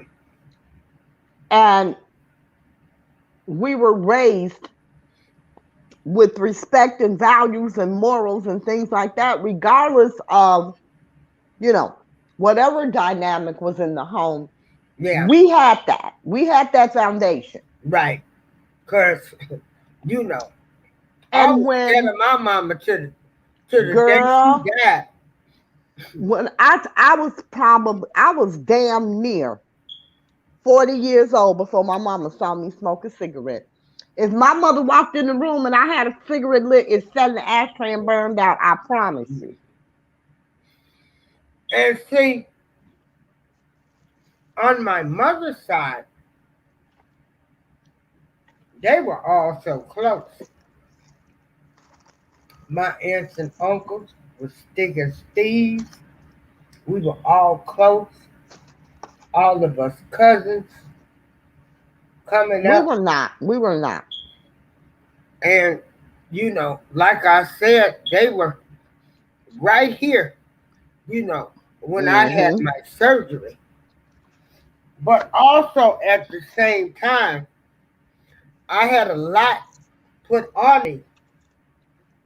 Um, like I tell Yeah. people, I grew up fighting. I was, you know, mostly around boy cousins. So I think Right. I could go head to head with a boy back in the day. Right. But my brother was a little shrimpo. And You was all always whooping somebody ass more. and so, girl, please. Yeah, honey. They down there doing what to my brother? Girl, I go down there, fought them boys, called my cousins. They came from the end, you know.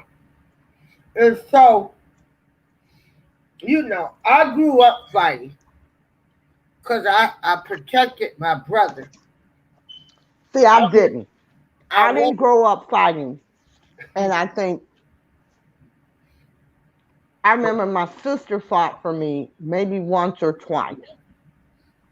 And I remember thinking, why the hell is she fighting for me? If it don't bother me, why is it bothering her? And I was like your brother, I was a little shrimp. I was real tiny just until about maybe 7 or 8 years ago. I blew up like a damn balloon. But I was very thin, very, very thin. And I remember in high school,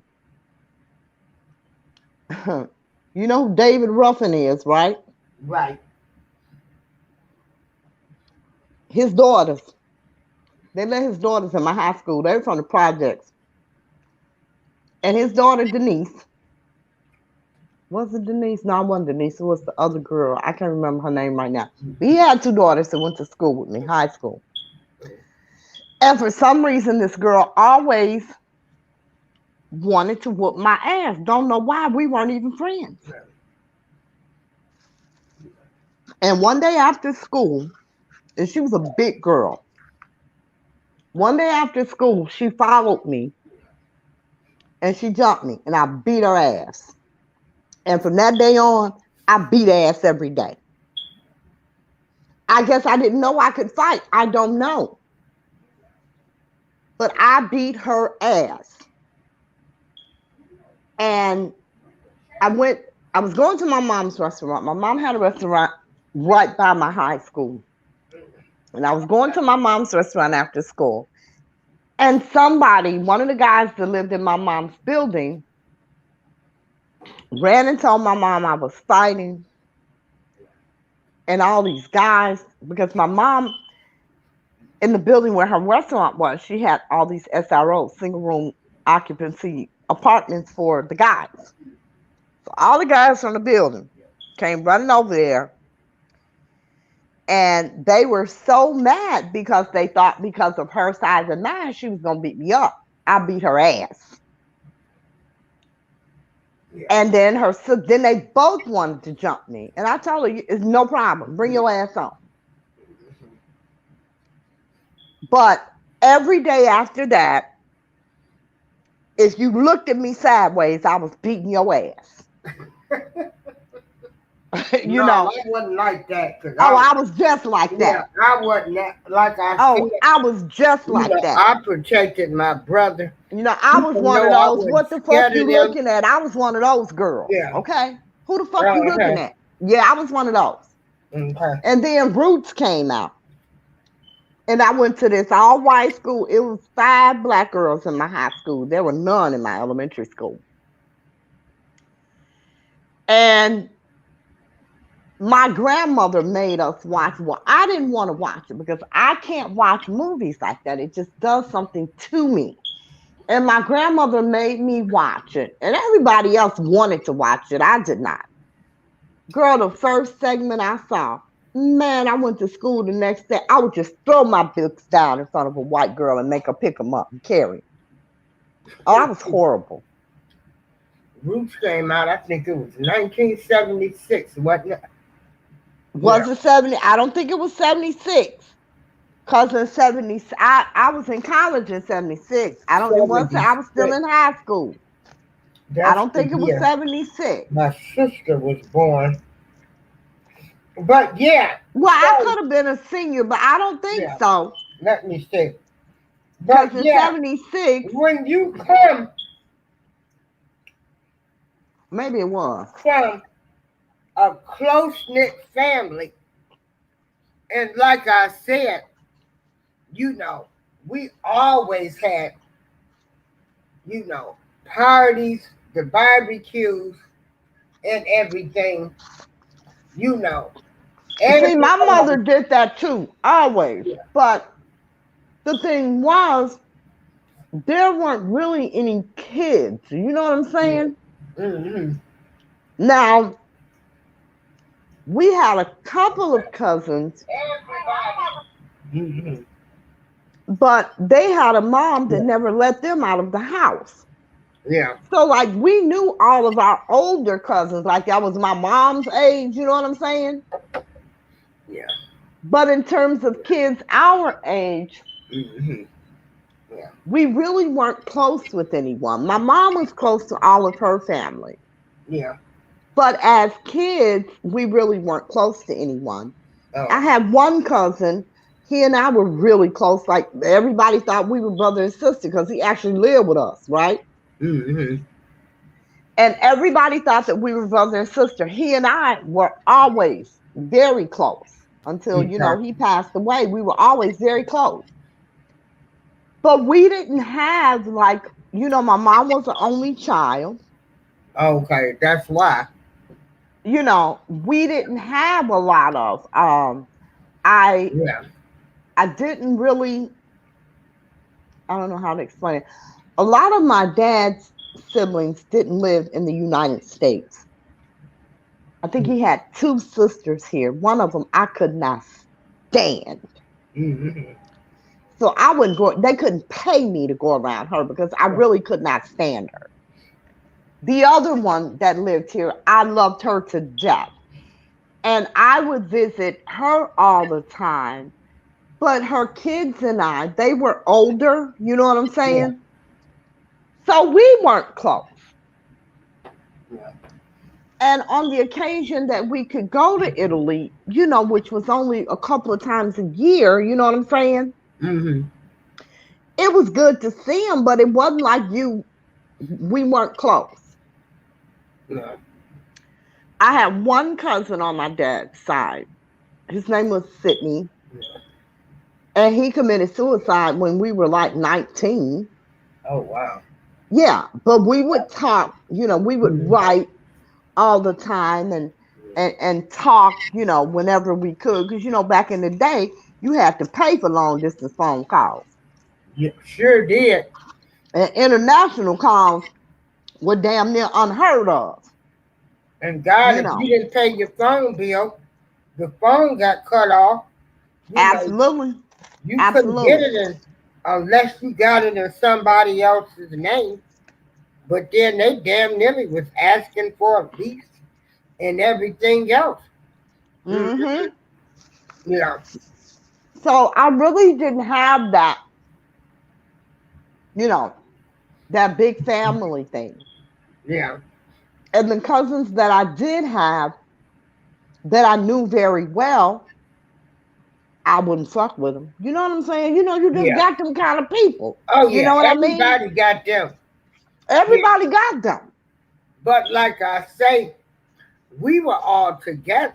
And like I say, we was called out for stuff that we did wrong.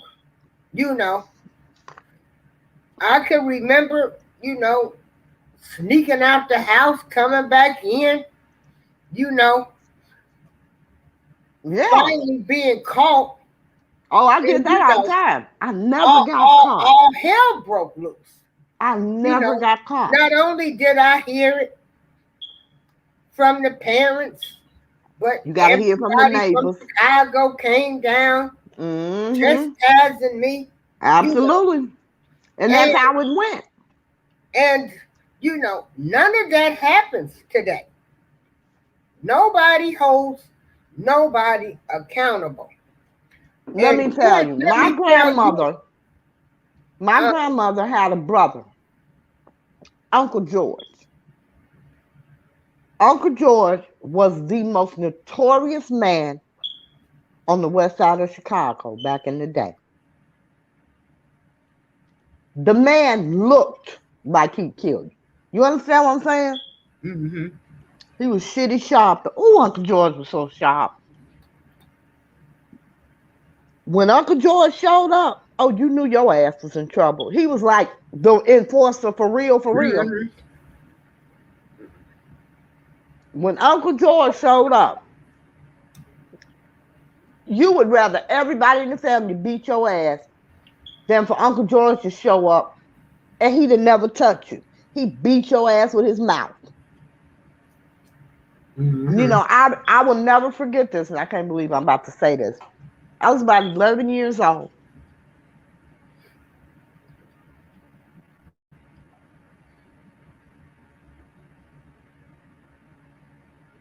Hello?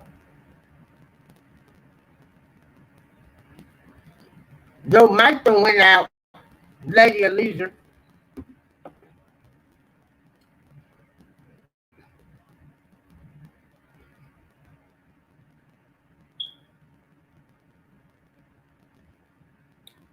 Your mic went out. Testing. Yeah. I don't know what happened to her sound. Lord, we've been on here close to 4 hours. But we won't be like Miss Angie. I think she was on 18 hours. But it was awesome what she accomplished that day. You know, everybody, people was able to air their feelings and stuff. And really, that's what real people do. When there's some confusion going on, you bring everybody to the table and address the confusion. When you don't address the confusion, that's when all of the mess starts. And that's when I'm snapping. You know,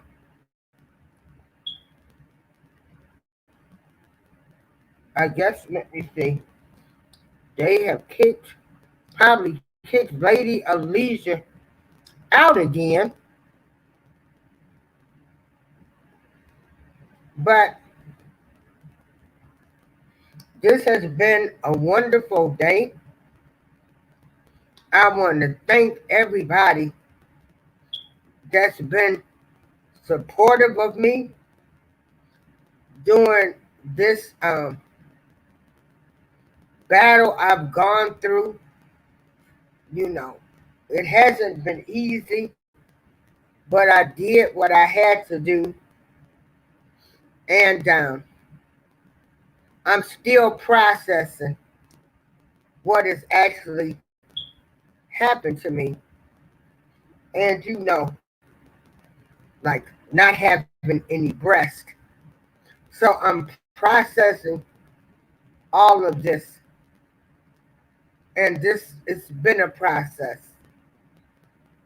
But I've been encouraged by beautiful people, people I haven't talked to, oh my God, since high school, people I used to work with on different jobs and everything.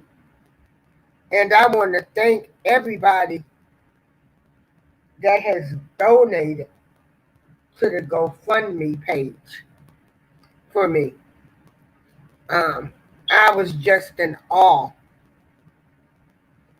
But like I said, if I know you, I'm going to treat you well. And, you know, I'm just appreciative of the people God has put in my life, those that He has removed from my life during a time such as this. Um, you can find out who's really for you, who's against you. I know I've had people that they did call me and say, I can't imagine what you're going through. And I can't even, think about it. But I'm just letting you know I'm thinking about you. And so all of those little things, the inboxes and stuff, their encouragement is what has kept me going. And I thank you all from the bottom of my heart. Um, I guess I'm going to end this live. It's been great. We've been on close to 4 hours. I'm going to bring more people in. I got a person that writes children books. They're going to come on the show. And, like I said, we focus on other things other than Rob. And so this platform isn't, just that. And of course, I will always express my opinion on how I feel. If you come in here getting smart as we did today, you know, don't come in here defending anybody that has talked about women, called them names, did everything under the sun, because I don't go with that type of flow. And so I'm making my stance. I've made it. Y'all do y'all, and I'm going to do me over here. But I could care less about a whole lot of stuff. But whenever I feel like I want to say something, I'm going to say it. That's just the person in me. I hope you all enjoyed the live. It was a good show. I'm thankful for my friend that bought me the book at my request today. And like I said, our goal is to talk about things in the Black families that we sweep under the rug. And then, years later, here comes all of the drama. So, everybody, I'm thankful for you all. I hope somebody learned something today from my friend who I am so proud of, and I support her in everything that she does. Thank you all. Be blessed. Pray for me. I pray for you. Positive, no negative, and it's going to be okay, everybody. Everybody have an awesome day. I respect others as I was taught to respect others until they cross the line with me. But peace out, everybody. We will be back on in a couple of days. And like I said, we're going to be talking more of life experiences, things that we learned, you know, from seeing our families, how they were. Peace out. See all you guys. Today is Tuesday, Thursday. I've got to go to the doctor tomorrow. And I pray to God they remove these drainage tubes. I'm out.